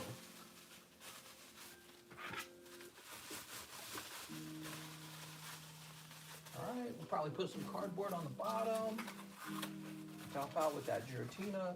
And you get one of these fancy cardboard boxes, which, by the way, these fancy cardboard boxes are really nice for having to ship something of your own. So be sure to save it. Don't just send it off to die in a what do they call those? A dump.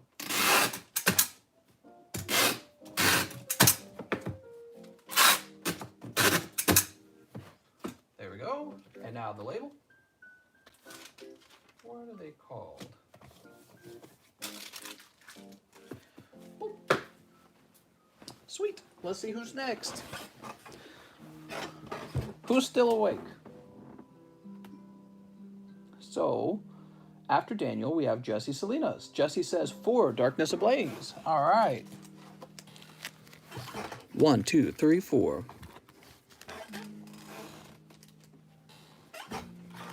Jesse Salinas. Sneap. 1, 2, 3, 4. If the other slab turns up, you get it shipped. Oh, I see what you're saying. So you're saying there should be 2 slabs. Can you tell me what the other slab is? Don't forget to make a guess in the giveaway channel. I went through all the slabs. I didn't see a second one, but you're thinking that you had 2 of them, huh? Ah, God, I got like an itchy eye. I guess it's possible I missed one, but I didn't see it. Okay. I was just looking through the box just now. We've got Nickit. Mister, I don't have a lot of cards in my bag, but how much is it to live ship? I need them ASAP so I could get them, says George Luna. Well, live shipping is the same for everyone at $6. What are you needing them for? Here's Paris. Can you tell me what your bag name is? Maybe I go look at your bag right now. You got a little card emergency going on? Mr. Jesse Salinas picking up a shiny Toxtricity. How about that, mister? That's a bit of an improvement, don't you think? Oh, you want him in time for the CGC price increase, huh? Very interesting. Hold on, let's find Jesse. Very, very interesting. Jesse Salinas. Here we are. George Luna, what's your bag name? I don't know if you said that. Well, actually, George Luna, could you just send me like a message on PayPal, actually. So go over to your PayPal, see if you can send me like a penny or something. Well, no, I guess it doesn't matter. You can just tell me what your bag name is. Oh, it's Jorge De La Torre. Right. You messaged me about that earlier. I saw that message. I was gonna do you a little favor and get that taken care of tonight. So I saw that message, don't worry. And we were gonna get that shipped right away for you. Okay, so Jesse Salinas, I'll place your bag up here. Wait, no, back in the overflow.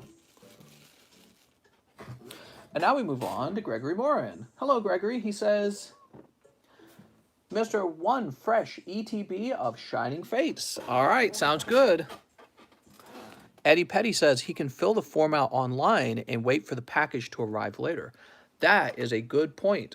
So a good idea, Mr. Jorge, is you can fill the form out for these right now.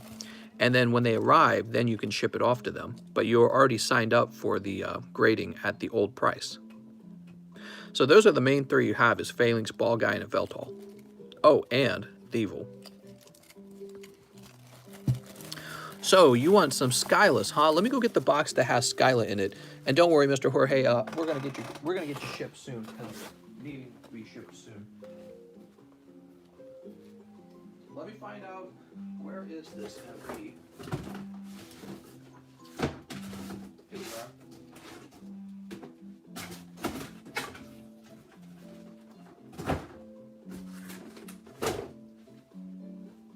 This is actually good. I needed some fresh ETBs, so I'm glad that you're opening one because I need an empty one. Shining Fates. Man, that Eevee looks kind of wicked, doesn't it? What is the face he's making? Or what is the face he's making? How would you describe that? He looks like he's pokey scheming.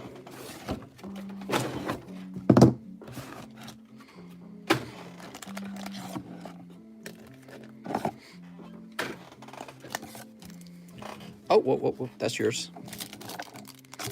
I'm gonna throw the rest of this away probably.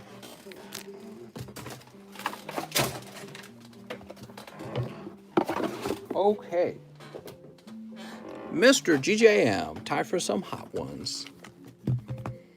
Shining Fates. You know, it's interesting. Shining Fates have not been that popular. It surprises me a lot because there's actually a Charizard in this set. Charizard VMAX Rainbow Rare is in the set. And people must not like the supporting cards, or maybe they just are Charizarded out. You think people are tired of Charizard at this point? I think it's possible. All right, there we go. Doesn't remind me of Champion's Path because people went wild on Champion's Path for a long time. But I noticed people are not going as wild for this. Look at that, right off the bat. You got Gym Trainer and Orbeetle. Or maybe it's the case that this set is so generous that everyone already completed their collection. We got Gym Trainer, Orbeetle. Because I noticed this set, oh man, look at that. Right after is Lapras VMAX. So far a hot box, man. But we'll keep our hopes up for that Skyla. I don't know if we'll find Skyla now. We've got Snom. Here we go. Nice. Shiny Cinderace. That's really good. Hey, this is a hot box so far, in my opinion. Cacnea Thievul. Oh, here, let's set these aside. Cacnea Thievul. Alcremie. Ooh, Alcremie. So creamy. I'm getting creamy just watching this.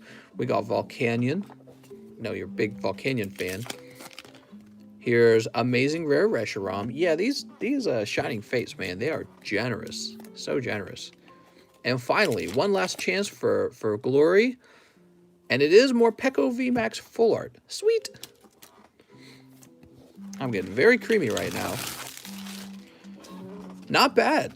That was for Gregory Morin. Not a bad ETB at all. We've definitely seen some terrible ETBs. Remember when Tammy was going real deep on these Shiny Fates ETBs, and she was just having tough luck with these. I don't know what the deal was, but she was not pulling. I mean, some of them were okay. Some of the ETBs were decent, but the majority of them were pretty bad. It was a very memorable time when she was blasting through them for us. Look at that, Cinderace and Lapras. Very nice. And you got the Coomed Out Eyes Trainer. Very good. Not to mention, you pick up a little Eevee as well. I know how much you like Eevee. You don't have to lie to me about it. GJM. What is that smile, man? Jesus. She's like, yeah, that's my boyfriend. All right. Connor Gillespie returns and says, one live custom, Mr. I'm taking a break for a while. Mr. Connor, you go really deep on these, and I think that's a good idea because you buy a lot of these. And that's going to be a cold pack. I'm sorry, Mr. One last cold pack. Mr. Connor, let me get you a pity pull with that, too. You open so many of these. It's just a real boom this time. Okay, and we'll sleeve. Well, I don't think we even need to sleeve those up. They're just two pretty inconsequential hollow cards. Where's the Connor Gillespie bag? Mr. Connor, you've gone awfully deep on these live custom boosters.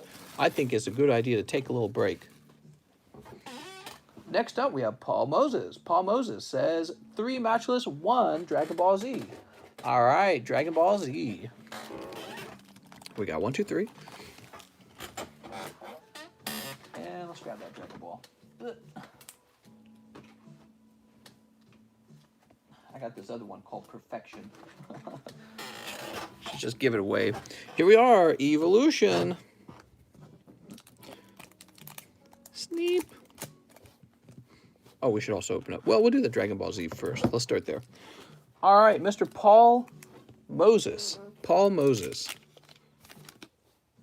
We've got Red Premonition.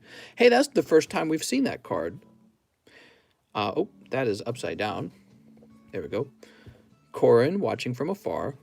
Black Explosion. Acquisition Drill. And Cyan Energy Burst. Still no ultra rare.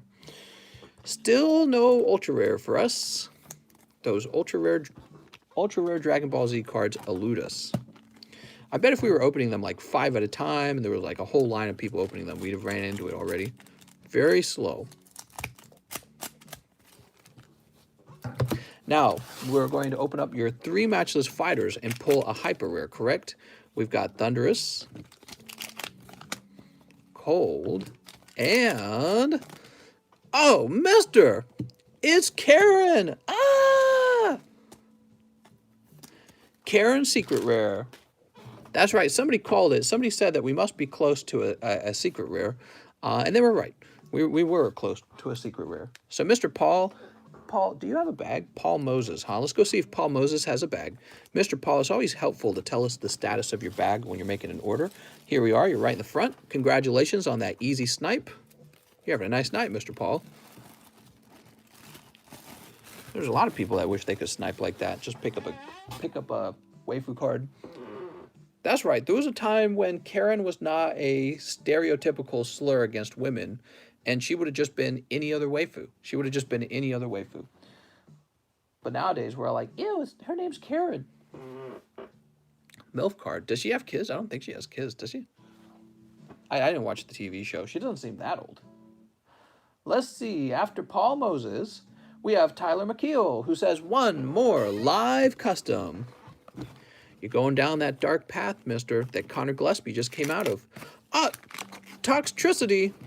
Oh, mister, that's not it. Where is it? All right, 1 Toxicity for Tyler McKeel. And now we have, it's David Medalia. He wants 3 live customs, Daddy. Mr. David Medalia, let's see what you pull. Pack number 1. There it is. Box of Matchless. Pack number 2. Dark Tricks, and pack number 3. PSA 9, number 201. Wow, that was the right time to buy 3 packs, huh? So let's find out what your PSA card is first. Number 201 is Professor's Research. All right, you got the GILF. Congratulations on that. 3 packs, he got a PSA card and a whole box of Matchless. Man, some people, I tell you what, that was a perfect purchase.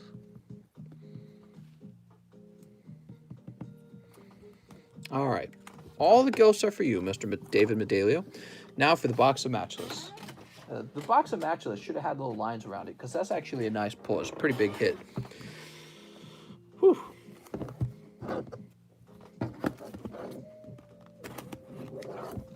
Let's go ahead and get this opened.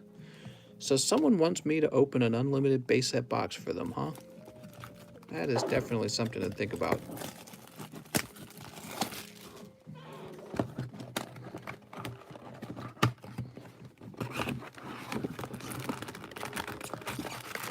Okay, we got 15 and a 30. Boofta packs. There's so many booftas. Look at those forehead wrinkles. Hung. That's right. I'm trying to control myself, and I won't lie. I'm struggling. Sneak. Okay, we'll go ahead and sneak these as well. Sneak. These scissors are going bad. They are not as sharp anymore. She has a lot of mileage. Set these over here now. What's the chase card in Matchless? Good question. I would say the alternative art Moltres is pretty high up the list. Also, the girl with the pink hair. There's a character card that has pink hair, and she's pretty popular. Then there's the Golden Snorlax. Golden Snorlax is very impressive, and he's a Gen 1 Pokemon. So all 3 of those are pretty good. So if he can pull any 3 of those, he'd be doing very well. This is for David Medalia. He's having very good luck tonight. And he starts out with Blaziken VMAX. Oh, right. Blaziken alternative art is pretty cool, too. So Blaziken and the Galarian Slowking alternative art is very cool. So there's a lot of alternative arts in this set. that really stand out. I feel like Pokemon's been doing a good job with that. You know, it used to be that you just wanted the rainbow rare, but I mean, these alternative arts are so cool that you're like, wow, that's basically a work of art. And that's really good. That's what Pokemon needs to do with these cards, because when I got back in, we were in the Sun and Moon era, and they didn't really have as many alternative arts, and they didn't look as good, in my opinion, as these ones. Well, some of them are pretty decent, but I mean, they felt like they weren't quite as impressive. So it's nice to kind of see them making these really impressive alternative arts in battle styles and in this matchless fighter. Here you go, right off the bat. Your secret rare is Zapdos. Look at that, man. He looks like an ostrich. It's very cool. Yeah, I like the redesign for the birds. It's very clever, and they each have like a distinct look. Moltres has a look that makes him look a little bit like a duck. See that? Or a swan. Duck or a swan. Actually, maybe it's more swan-like now that I'm thinking about it. Articuno looks a bit like a finch or sparrow, and Zapdos gets to look a little bit like an ostrich. I think all of that's very cool. Cold. Great redesigns. And I like the concept there, where instead of adding 3 new legendary Pokemon, they just took older Pokemons and kind of gave them a refreshed look, you know? So I think that's a good strategy for Pokemon, and they should keep trying that out, because you can't just infinitely add Pokemon to the Pokédex, although now you're going to always have those Pokemon in the Pokédex, you know what I mean? So, but yeah, making variations of already existing Pokemon, I think that's great. Here's Inteleon Hollow. Now, you've already pulled most of the good ones out of your box, but if you get lucky, there will be a hyper rare in here as well. Sometimes you get a secret rare and a hyper rare. It's still possible. You have a few packs left. Here's, ooh, Galarian Slowking. Here's, oh, that's cold. Urshifu. Cold. 2 packs. There's Hatterene. And that's it. So your hot pull is the Zapdos secret rare. That's pretty good, mister. Bull City says, God Pack, come on. That's a lot of Japanese bulk. We'll go ahead and sleeve up all these hollows for you. KK Smooch. Smooch! That's right. Are we about to smooch them? Are we about to Togekiss? Some of my favorite quotes. Pretty cool. So, Mr. David, I'm assuming you already have a bag because your name's familiar. Mr. David. When you pay taxes, are you only paying tax on the profit you make selling Pokemons, not paying tax on the cost of the booster boxes? So, yes, what happens is you purchase the box, and then when you sell it, if you make a profit, you pay taxes on the profit. However, I get taxed twice. Okay, so this is what you have to understand. First, the Cardconomist LLC gets taxed on the profit margin, and then the Cardconomist pays me, Derek Caton, a salary.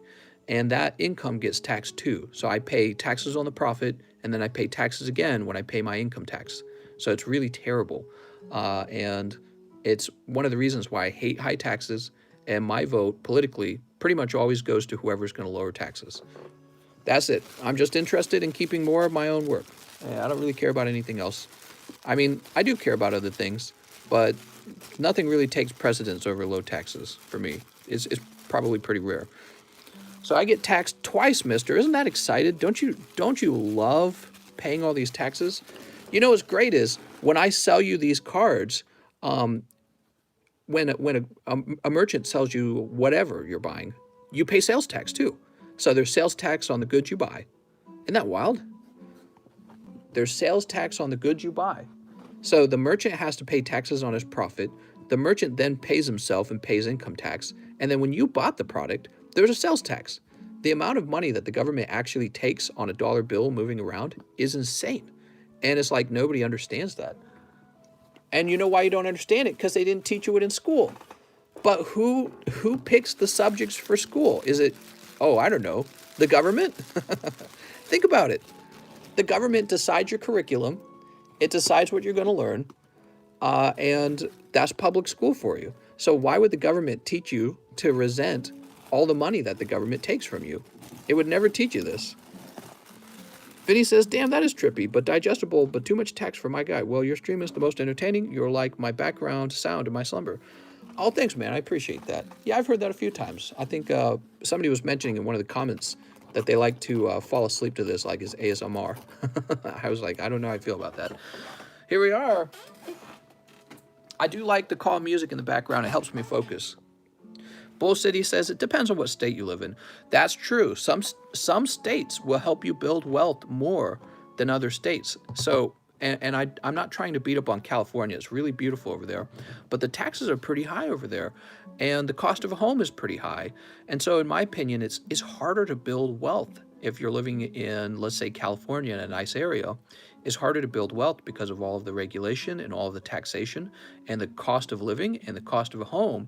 Make sure that unless you've got a business where you're making crazy amounts of money, you're just going to struggle to build wealth faster than somebody in a low tax state. That's why there's a bunch of people migrating right now to some place like Texas or Florida. All right, next up we have is Staten. Staten says, one live custom booster. He says last one wasn't enough. Mister, I know that feeling. It's the don't be shy, I have some more feeling. And this time it is just going to be 2 hollows. I'm sorry, Staten. Staten, it's always just one more, isn't it? It's always just one more. One more and I'll be satisfied. We can't all be, David. God damn it, David. Stealing all the good stuff. Now we have a bit of a larger order from Mr. Jacob Kai, who says he wants 10 Vivid. All right, 10 Vivid. Well, let me get a fresh box of Vivid. We're going to need for this. Kitty, what are you doing? He also wants 3 XY Evolutions. He says, I have a bag from earlier tonight. Sounds good, Mr. Jacob. Yep, that's how the table works. We store your bag on the table until you request shipping, okay? I'll make sure you understand that. So you actually go to Discord and request shipping or order live shipping. 1, 2, 3, 4, 5, 6, 7, 8, 9, 10. Beautiful. And then you want 3 XY Evolutions. We got 1, 2, 3. All right. So many Pokies. Kitty, I'm loving it. Mr. Jacob, let's get your packs open. Sneep. 1, 2, and 3. Now let's get these Vivid Voltages sneeped up. 1, 2, 3, 4, 5, 6, 7, 8, 9, 10. Ta-da! Kitty, what do you think of that? Okay, here we go. We've got DeWatt and Momo Cheese.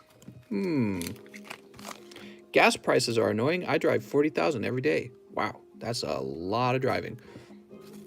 Yeah, I guess higher gas prices will really affect anyone who drives a lot. All right, that's good. You've got the non-hollow Charizard. Very nice. That's a hit. Here's Xerneas. Come on, hot and sexy Vivid Voltage. Okay, you're going to pull Aegislash. Here's another Charizard, man. You've pulled 2 Charizards, the non-hollow and the reverse hollow. Very good. Here's Girafarig.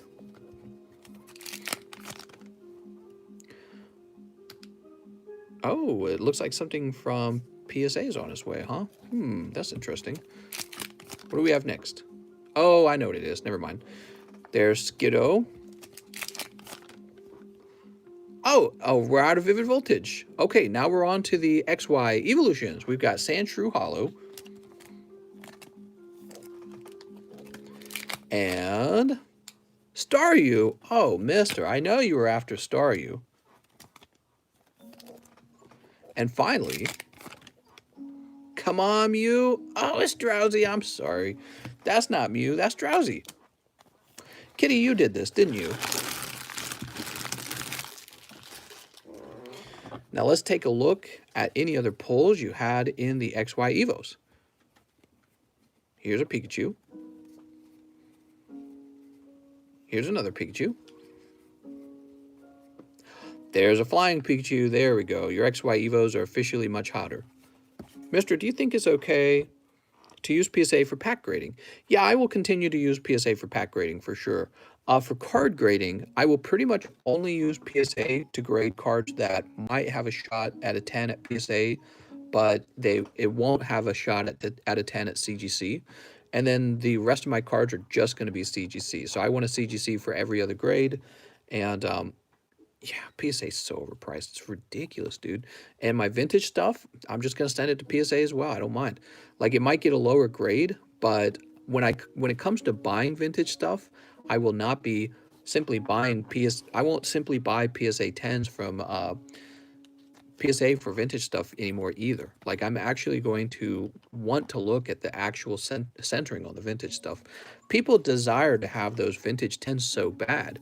They're willing to overlook those flaws, but they're actually flaws. And we're not being honest with each other about what an actually unflawed card looks like. It's because we're wanting so badly for it to be a great card, but we're not living in reality with the grades on it. And the actual measurements on the centering of the card and the actual quality of the card, it's like faith versus evidence. People who want the card to be a 10, they're just like, yeah, PSA says it's a 10. That makes it true. That's faith. I'm saying that you could just look at the card with your bare naked eyes and see that it's not. It's right there. It's right in front of you, smacking you in the face. And let's not lie to ourselves. Let's be real about what we're buying, especially if you're passing, if you're trying to collect something really fantastic. This is really good to think that way because it allows you to shop more critically when it comes to collecting slabs. So that's real important to me right now. This is for Mr. Jacob. Oh, he said he had a bag. Right, Mr. Jacob has a bag. Well, look at this, Jacob. You got lucky earlier today with Rainbow Rare Brawly. So wishing that something is a 10 and actually seeing that it's an unflawed card is really, really important to distinguish here. And most of card collecting is simply that. It's being able to make finer and finer distinctions between two cards. You say, this is the nicer of the two cards. And people will say, well, I don't really care if it's off center. I don't really care if it's got a print line in it or it's got white edging. It's like, okay, but the person you're selling to might care. And I'm a big buyer of cards, and I've made up my mind on what it is that I want and what I don't want. Well, what I want is very fine cards that actually deserve to be called gem mint. And I don't want to be wasting a lot of money on low quality cards that maybe don't deserve to be gem mint. And it's taken me a long time to admit this. I've been in denial this whole time. When CGC came out and they started grading their cards and they were very tough. Actually, here's when the denial began. Are you ready? So a long time, not a real long time ago, but a long time ago, I found out that PSA will grade a card a 10 even if it's off center in the front of the card. And the moment I heard that, I immediately thought, that's ridiculous. You can't be off center in the front, like the back maybe, because I don't look at the back so much. And the back of the card is not really an artwork, you know what I mean? But the front, come on. So they allow actually fairly significant off centering in the front. And even back then, I was already trying to defend them because I was like, I'm sitting on a bunch of PSA cards that I will one day want to sell. So I was already in denial about it because it benefits me to be in denial. But I'm further along. It's not all about money. I actually care about card collecting and sort of the abstract ideas of what it means to collect a thing and maybe the principle behind having an unflawed card. Although maybe there are times when the CGC is too harsh, what I can tell you is that there are way too many times when PSA is too soft on the grade. And then the fact that when you have a nice card, they want to take like 1/3 the value of the card from you. It is so, it's such a, I don't know how, I don't know what to, it's such a ratchet or something. I don't know how to describe it. All right, well, let's see. Next up, we have Vahan Gavandian, who says, let's do Unified Minds and a live shipment. I've got 3 slabs. Ooh, Unified Minds. 1 Unified Minds. And oh, not a live custom pack, just 1 Unified Minds. Okay, I read that right. I do want to own really nice cards. Here we go. What'd you get? It's Rowlet and a Lone Executor. I mean, that's okay. There's nothing wrong with that. But I have to be in reality. I have to be in reality with what I'm looking at. I feel like that's really what distinguishes a person In life too, you know, in life, the closer your thoughts can align with the truth and with reality, the more successful you end up being in life, right? Because you make smarter choices. And that's true when it comes to acquiring cards too. The closer your mind is in tune with reality, the better you're going to be at acquiring the right cards. So if you're going to distinguish between two cards, you better distinguish between them well. Well, PSA is supposed to be your friend and distinguish for you. That's what you're paying for. But you're not really paying for that if they're misgrading cards and if they're allowing cards with print lines through to have tens. And how do we all know that this is true? Because we take CGC 9.5s and we regrade them at PSA. You know what I mean? So it tells you right off the bat. It helps you understand. It's like, well, PSA, something's not right over there. Something's not going well.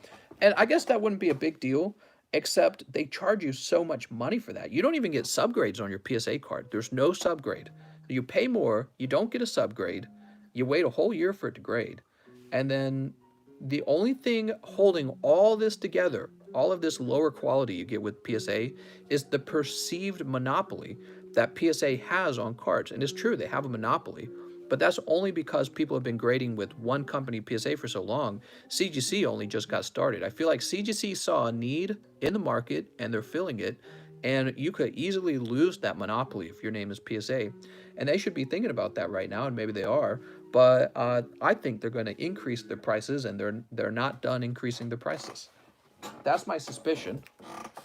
Let's see, Mr. Vahan Gavandian. I think that what CGC has done correctly is they're grading the cards for what they're really worth.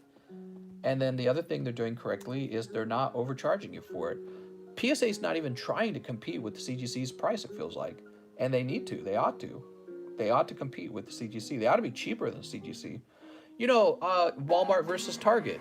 Who ended up winning that battle? Well, it's Walmart by far. And what does Walmart do? Well, Walmart just gets its prices cheaper.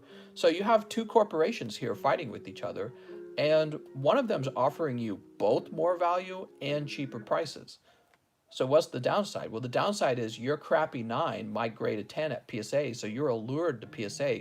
But this will only hold together as long as people are not aware of what a PSA 10 might contain. A card with dots on it, a card with problems, flaws, scratches, and they just let it through because, oh, I don't know. Maybe it's a misgrade, or maybe they really think that a card with problems on it deserves a 10, whatever and that's probably worse actually if you think about it. It would actually be worse if they allow it to pass through, like they detect the problem but they allow it to pass through. Michael says Walmart did not win that battle. No, Walmart did actually. Walmart's way larger than Target. Walmart's a much, much, much larger and more profitable corporation than Target. So maybe in the sense that you prefer Target, Walmart has not won, but from a business point of view, yeah, Walmart's way more valuable. It depends on how you're defining winning, I guess. So I'll be right back. I'm going to go live ship Mr. Vahan Gavandian. Mr. Gavandian, with your schmexy cards, you said you got 3 slabs. I appreciate it. I really appreciate you helping me find your slabs. I got 1 is Blastoise, 2 is Nidoking. All right, we're looking for the 3rd one.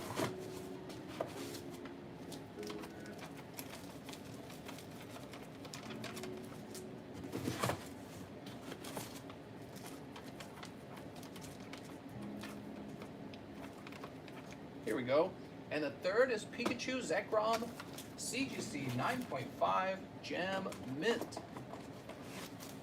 All right.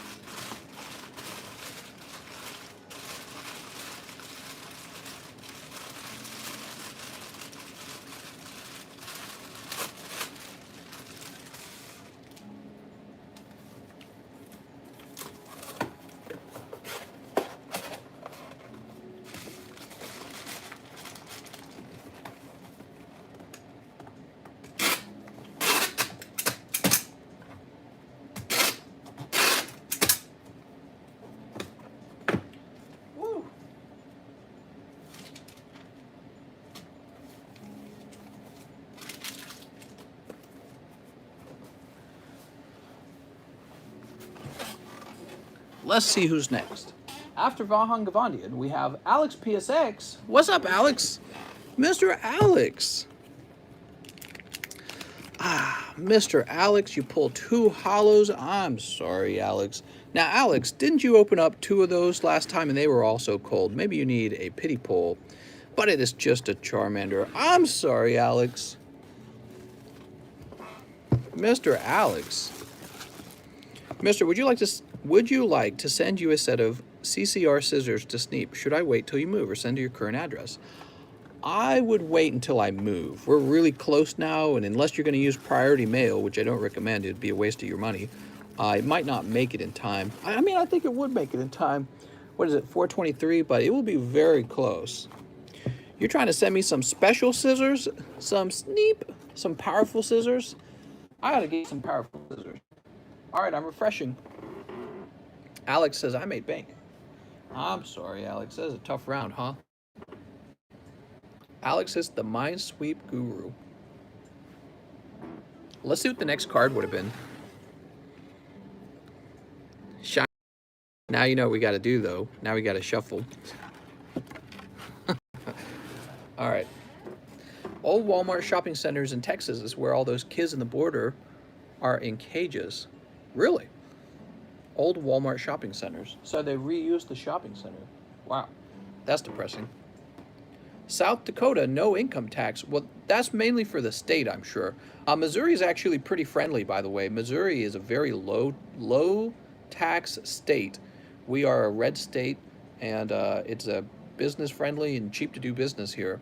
But we pay income taxes at the federal level, and that's where a lot of it goes. So there's no escaping it. Next up, we have David Medalia. He says 2 vivid voltage. You got it, David. David Medalia says 2 vivid voltage and live shipping. I think I have some slabs too, says David. You think?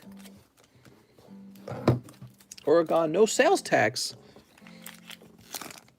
We have, oh, look at this. Jirachi Talonflame. Woo! What's up, Snorlax? He says, how long is the wait line? Not very long at all. You're welcome to make an order. And here's Crocodile. All right, Crocodile. Let's find your bag. Mr. David. David, you gotta stop. You're stealing all the good ones. By the way, where is David Medalia? Did we put you up top? Yes, we did. I don't know, guys. I think David Medalia is gonna have to have some pokey communism. Boston Tea Party, no tax? That's right. That's right. The Founding Fathers didn't like being taxed. And people say, well, it was because of no representation. Well, I'm sure it doesn't hurt deciding you're not gonna be taxed. You know what I mean? Here we go. Something tells me if it was the same time, they would probably be just as angry. They said, we'll start our own country. That's what we'll do. David Medalia, let's get that label. What if we made it so that we started our own country where we didn't pay taxes to the king? 1 hour, 15 minutes till SpaceX Crew launched number 2. So, Mr. David, I have your address that begins with 17. 17. I'm going to fill it in right here. Okay, here we go. And we're going to print. Even if we disagreed with everything else, I will always, it doesn't matter what side of the political spectrum you're on, I'm always going to be low taxes. That's how I know. What's up, Brian? He says, amazing how we are taxed and the government is still in debt. Well, that just shows you the absolutely breathtaking amount of money that the government spends. It taxes people like really crazy, and then somehow we are still trillions of dollars in debt, and they got to print crazy amounts of money at the same time. You know, I think what's so interesting about it is they try to pass bills where they spend a lot of money, and then like the latest one, the infrastructure bill, which, by the way, I'm not entirely against the infrastructure one, or stimulus, not bill, stimulus. But it's like, where are they going to get the money for this? They're not going to raise interest rates, in my opinion, to get money for this. And I don't think people are buying our bonds right now. You know, they're not going to go to China or Japan and say, buy our bonds, because they're both going to say, no, you're printing money, which means your bonds are garbage. So the government is just going to print more money to pay for that stimulus. And when you're printing money, it's a tax on the poor. So it appears to almost be welfare for the poor, the whole the infrastructure stimulus, right? Because it's going to give out these jobs to people and invest in an area, but then they're just going to print money to do it. So it's like, well, you're still paying for it. You're the one paying for it. It's really interesting. And people don't see it that way, but I don't know. I think that like over 80% of people aren't that good with money in the first place, which is the problem.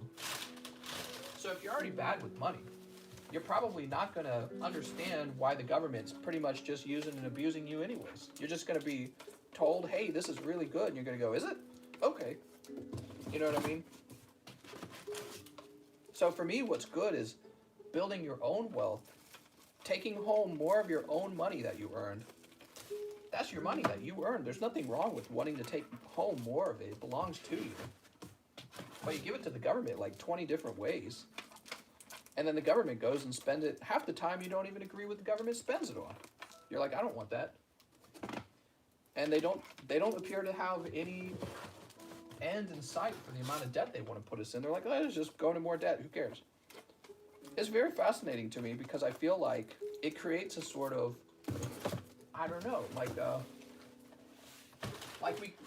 we're not supposed to have a servile class, you know, but that is what we become. If you print enough money, you become a servile class because the value of all your stuff drops and the price of goods go up and your wages don't rise at the same rate to keep up with it. And when you have massive inflation, the people who really do the best is everyone already sitting on all the assets. That would be the rich, not the poor.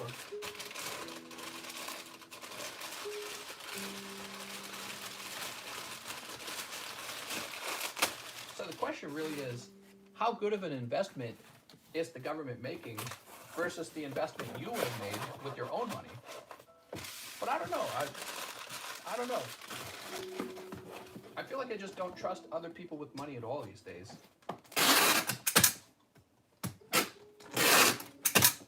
So maybe the government forcing through an infrastructure stimulus is still fine. Maybe it's still better than what people would have done with their own money. Well, and that won't be true for everyone, but it'll be true for maybe the majority of people. It's a good question.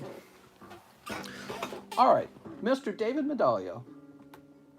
Can you guys hear me when I walk away? Paul Moses says 5 matchless and 1 custom booster. So give me a minute. I'm going to have to go get more custom. Is that why Ozark is set in Missouri? Because there are 0 taxes. Ozark. You mean the TV show? Hold on, I'll be right back.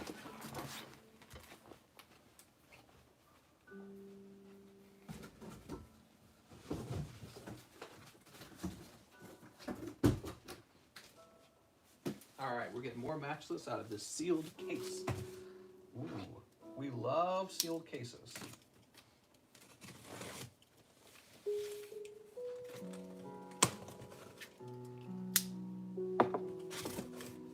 Oh man, it looks so smexy. Holy. Ooh.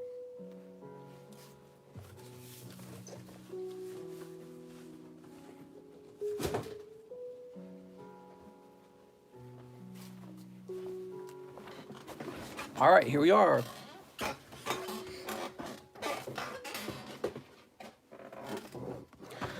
Do slabs get shipped too? Yeah, absolutely. No, I keep them here infinitely, forever.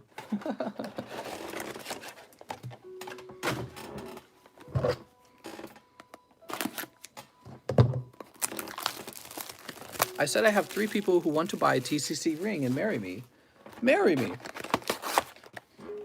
Mister. Hey, that's pretty cool. Okay, there we go.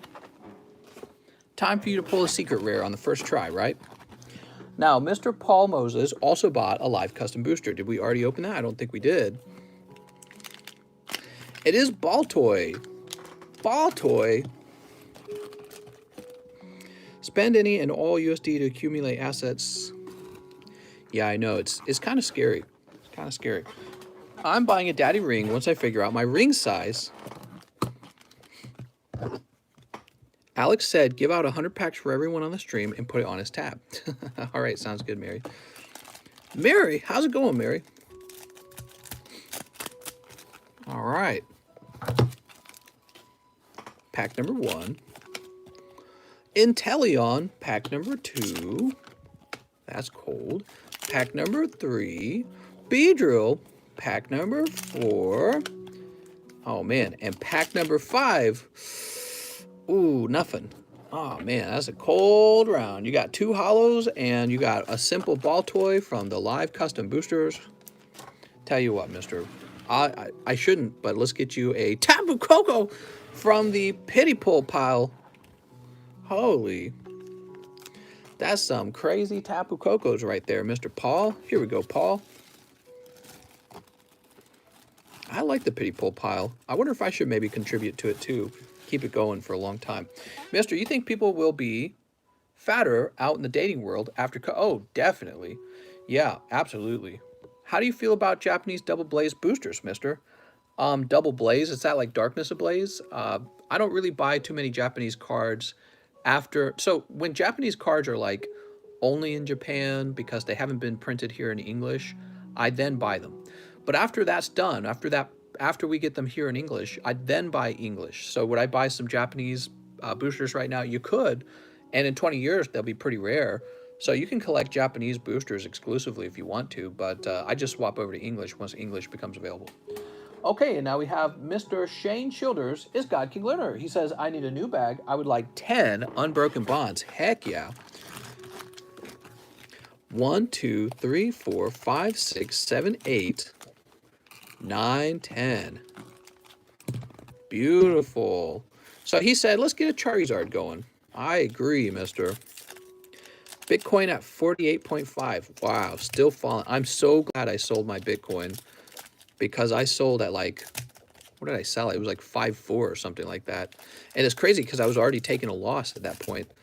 I sold at 5.4 and now you're saying it's 4.8. Whew. Didn't the other order have a live pack? Yeah, Paul Moses, we actually opened that live pack. Unbroken Bondage, such a nice set. That's right. That's right. It has Sylveon, Gardevoir, it's got Blastoise, it's got Charizard in it. Lots of good stuff. Dedenne is in it. Dedenne used to be really, really necessary for the actual game. So you could pull a Dedenne Raw GX and just sell it right away for like 30 bucks. So it was a very different time back then. Here's Oddish. And, oh, mister, what'd you get? Oh, it's just Muck and Alone Muck. Darn it. But you know what? It looks decently centered. I like the way it looks. Muck and Alone Muck. So that's a full art. Here's Steel. So you'd be lucky if you pull 2 full arts in a row in 10 packs. It's possible, but we don't know. Maybe you pull a nice GX. Charizard and Reshiram GX would be excellent. Here's Spiritomb. 4 more packs to go. Are you ready? Here's Rhydon. And Cubone. Here's, oh, there we go. Gardevoir, Sylveon. And that's exactly what I was talking about. This is such a strong pull, and also it does look decently centered. So very nice. You've got Gardevoir, Sylveon, and the Alolan Muck. That's kind of like a best outcome for you. Not necessarily the, absolute best, but what I'm saying is that's a great outcome because I thought that you would most likely only pull a GX, but you pulled the right GX. You pulled a GX that's going to be real valuable. Whew. Okay, we'll toss that up there, and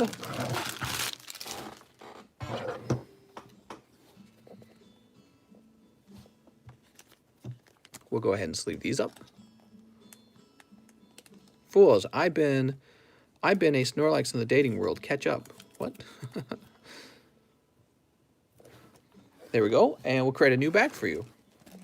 Yeah, I would definitely grade the Gardevoir, and I would grade the Muck and Alone Muck and hope for a 10 on that as well. Woo! Mr. God King Learner. Hey, God King Learner, you went pretty deep there. No, I was going to retroactively give you like a pity pull from back in the day, but I don't know if people would like that. We're going to call you by your real name, so that's a change. We've been calling you God King Learner, but we're supposed to be done with nicknames, and I don't want to be second guessing whether or not you got a nickname or not. The nice thing is you're going to have the S box all to yourself. We've got a nice S box with lots of room in it. Okay, so let's go ahead and refresh. Are we supposed to be getting another stimmy, says Blastoise. There have been rumors of a 4th stimulus check, and I think if the government talks about that maybe more out in the open, that will probably cause a small rally in the cryptocurrencies. Let's see, where are we at? Yeah, what is the price of Bitcoin even based on? It's just based on people going, I think crypto's going to go up.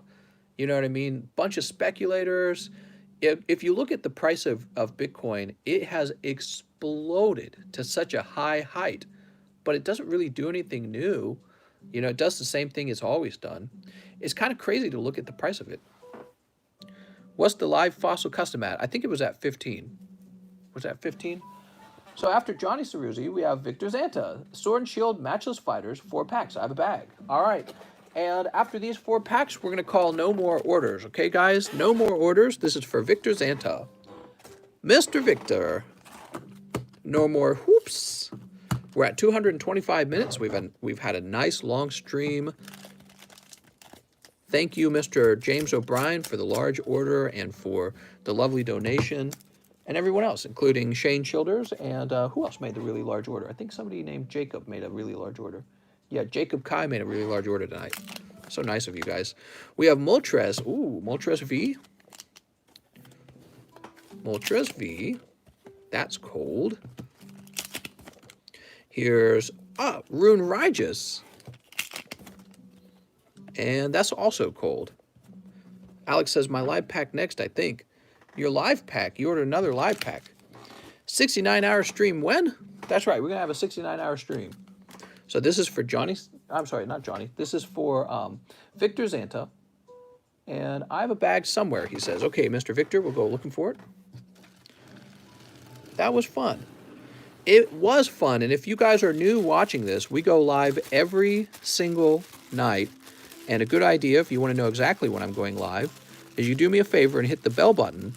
That will help me feel like I have a big pee-pee. But also, there's the benefit of knowing exactly when I go live.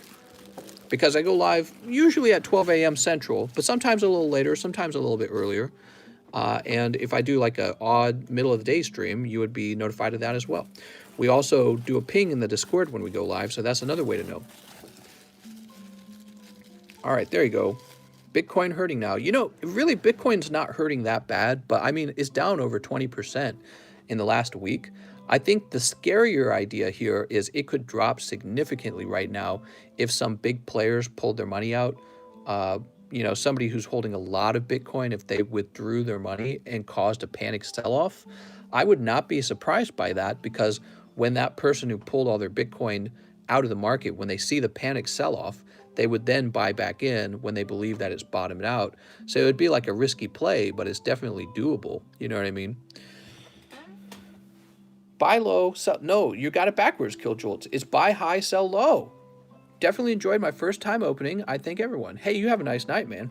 Biden caused this panic sell-off.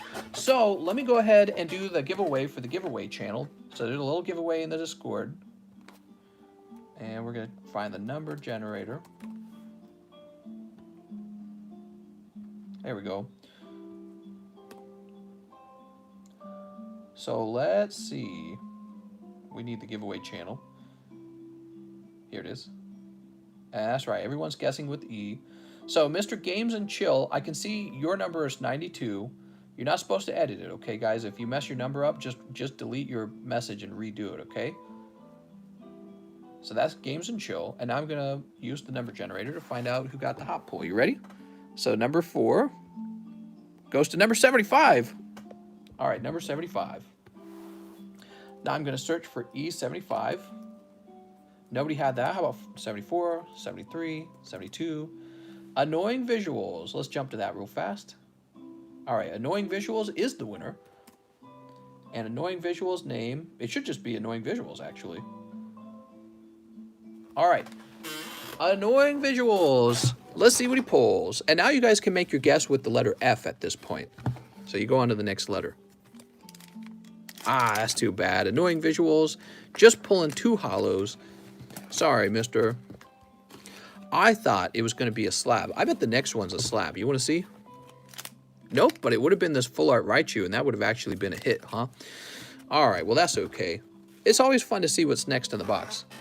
I'm going to do a quick refresh on PayPal to make sure I didn't miss like Alex PSX or anything like that. And then we will be officially done.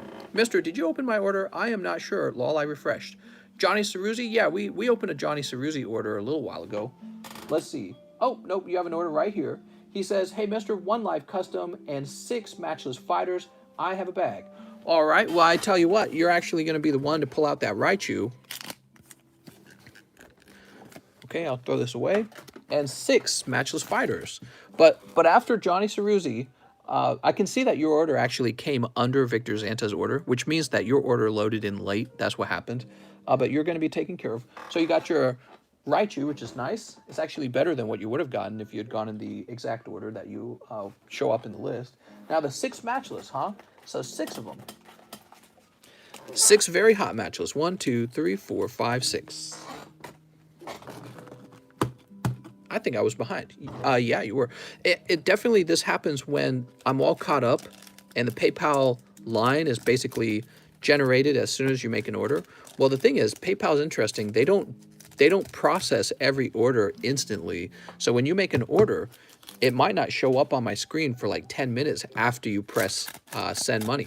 And the thing is, when it does show up, it'll show up in the order that you sent it, even if it didn't arrive to me instantly. So let's see what you get. Secret rare, right? Secret rare Johnny Ceruzzi. Cold. Well, that's going to be Dracovish. Okay, you got Dracovish Vmax. Here's Thunderous. That's cold. And sorry, Mr. Johnny Ceruzzi, no luck there. No secret rare. Should have just bought the whole box, mister. Easy. Automatic secret rare. All right, I like your new Raichu. So I believe that's going to be the end of the live stream. And I appreciate all you guys watching and hanging out with me. And we'll be back on tomorrow. And we'll have more fun conversations. I'd love to hear your guys' idea, by the way. Alex says, I guess my order came in late. That is correct. Your order has not arrived to Mr. Alex PSX, even after refreshing. So I apologize for that. I can even show you if you want. Let me get my... So here you can see Victor Zanta. Here's Johnny's order showing up late, but your order's not there after the refresh. So unfortunately, that means we're going to have to skip it this night.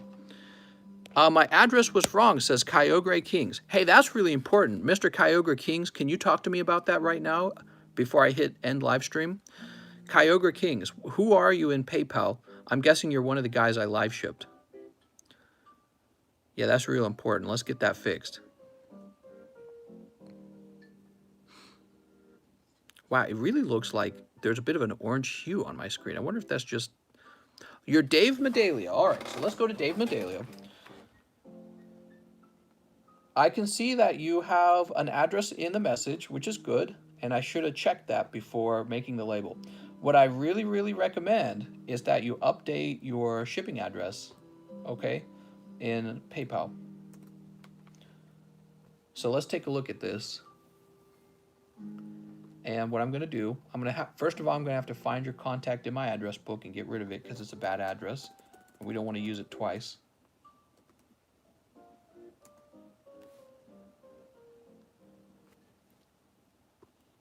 So you guys are welcome to head out. We're not going to open any more packs, but we're going to fix this for David Medalia.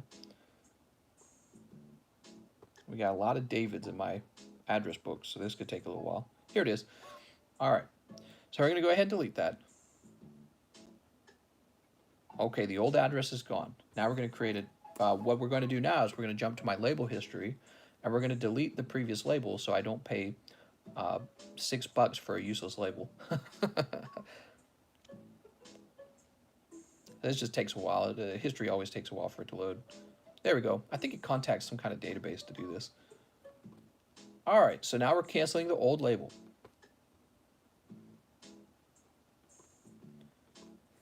And now I'm going to type in David Medalia. And I've copy and pasted the exact address you left in PayPal message. So that's the address we'll be using, and I will be using the same email. All right, very good. And I will simply paste this label over the previous label.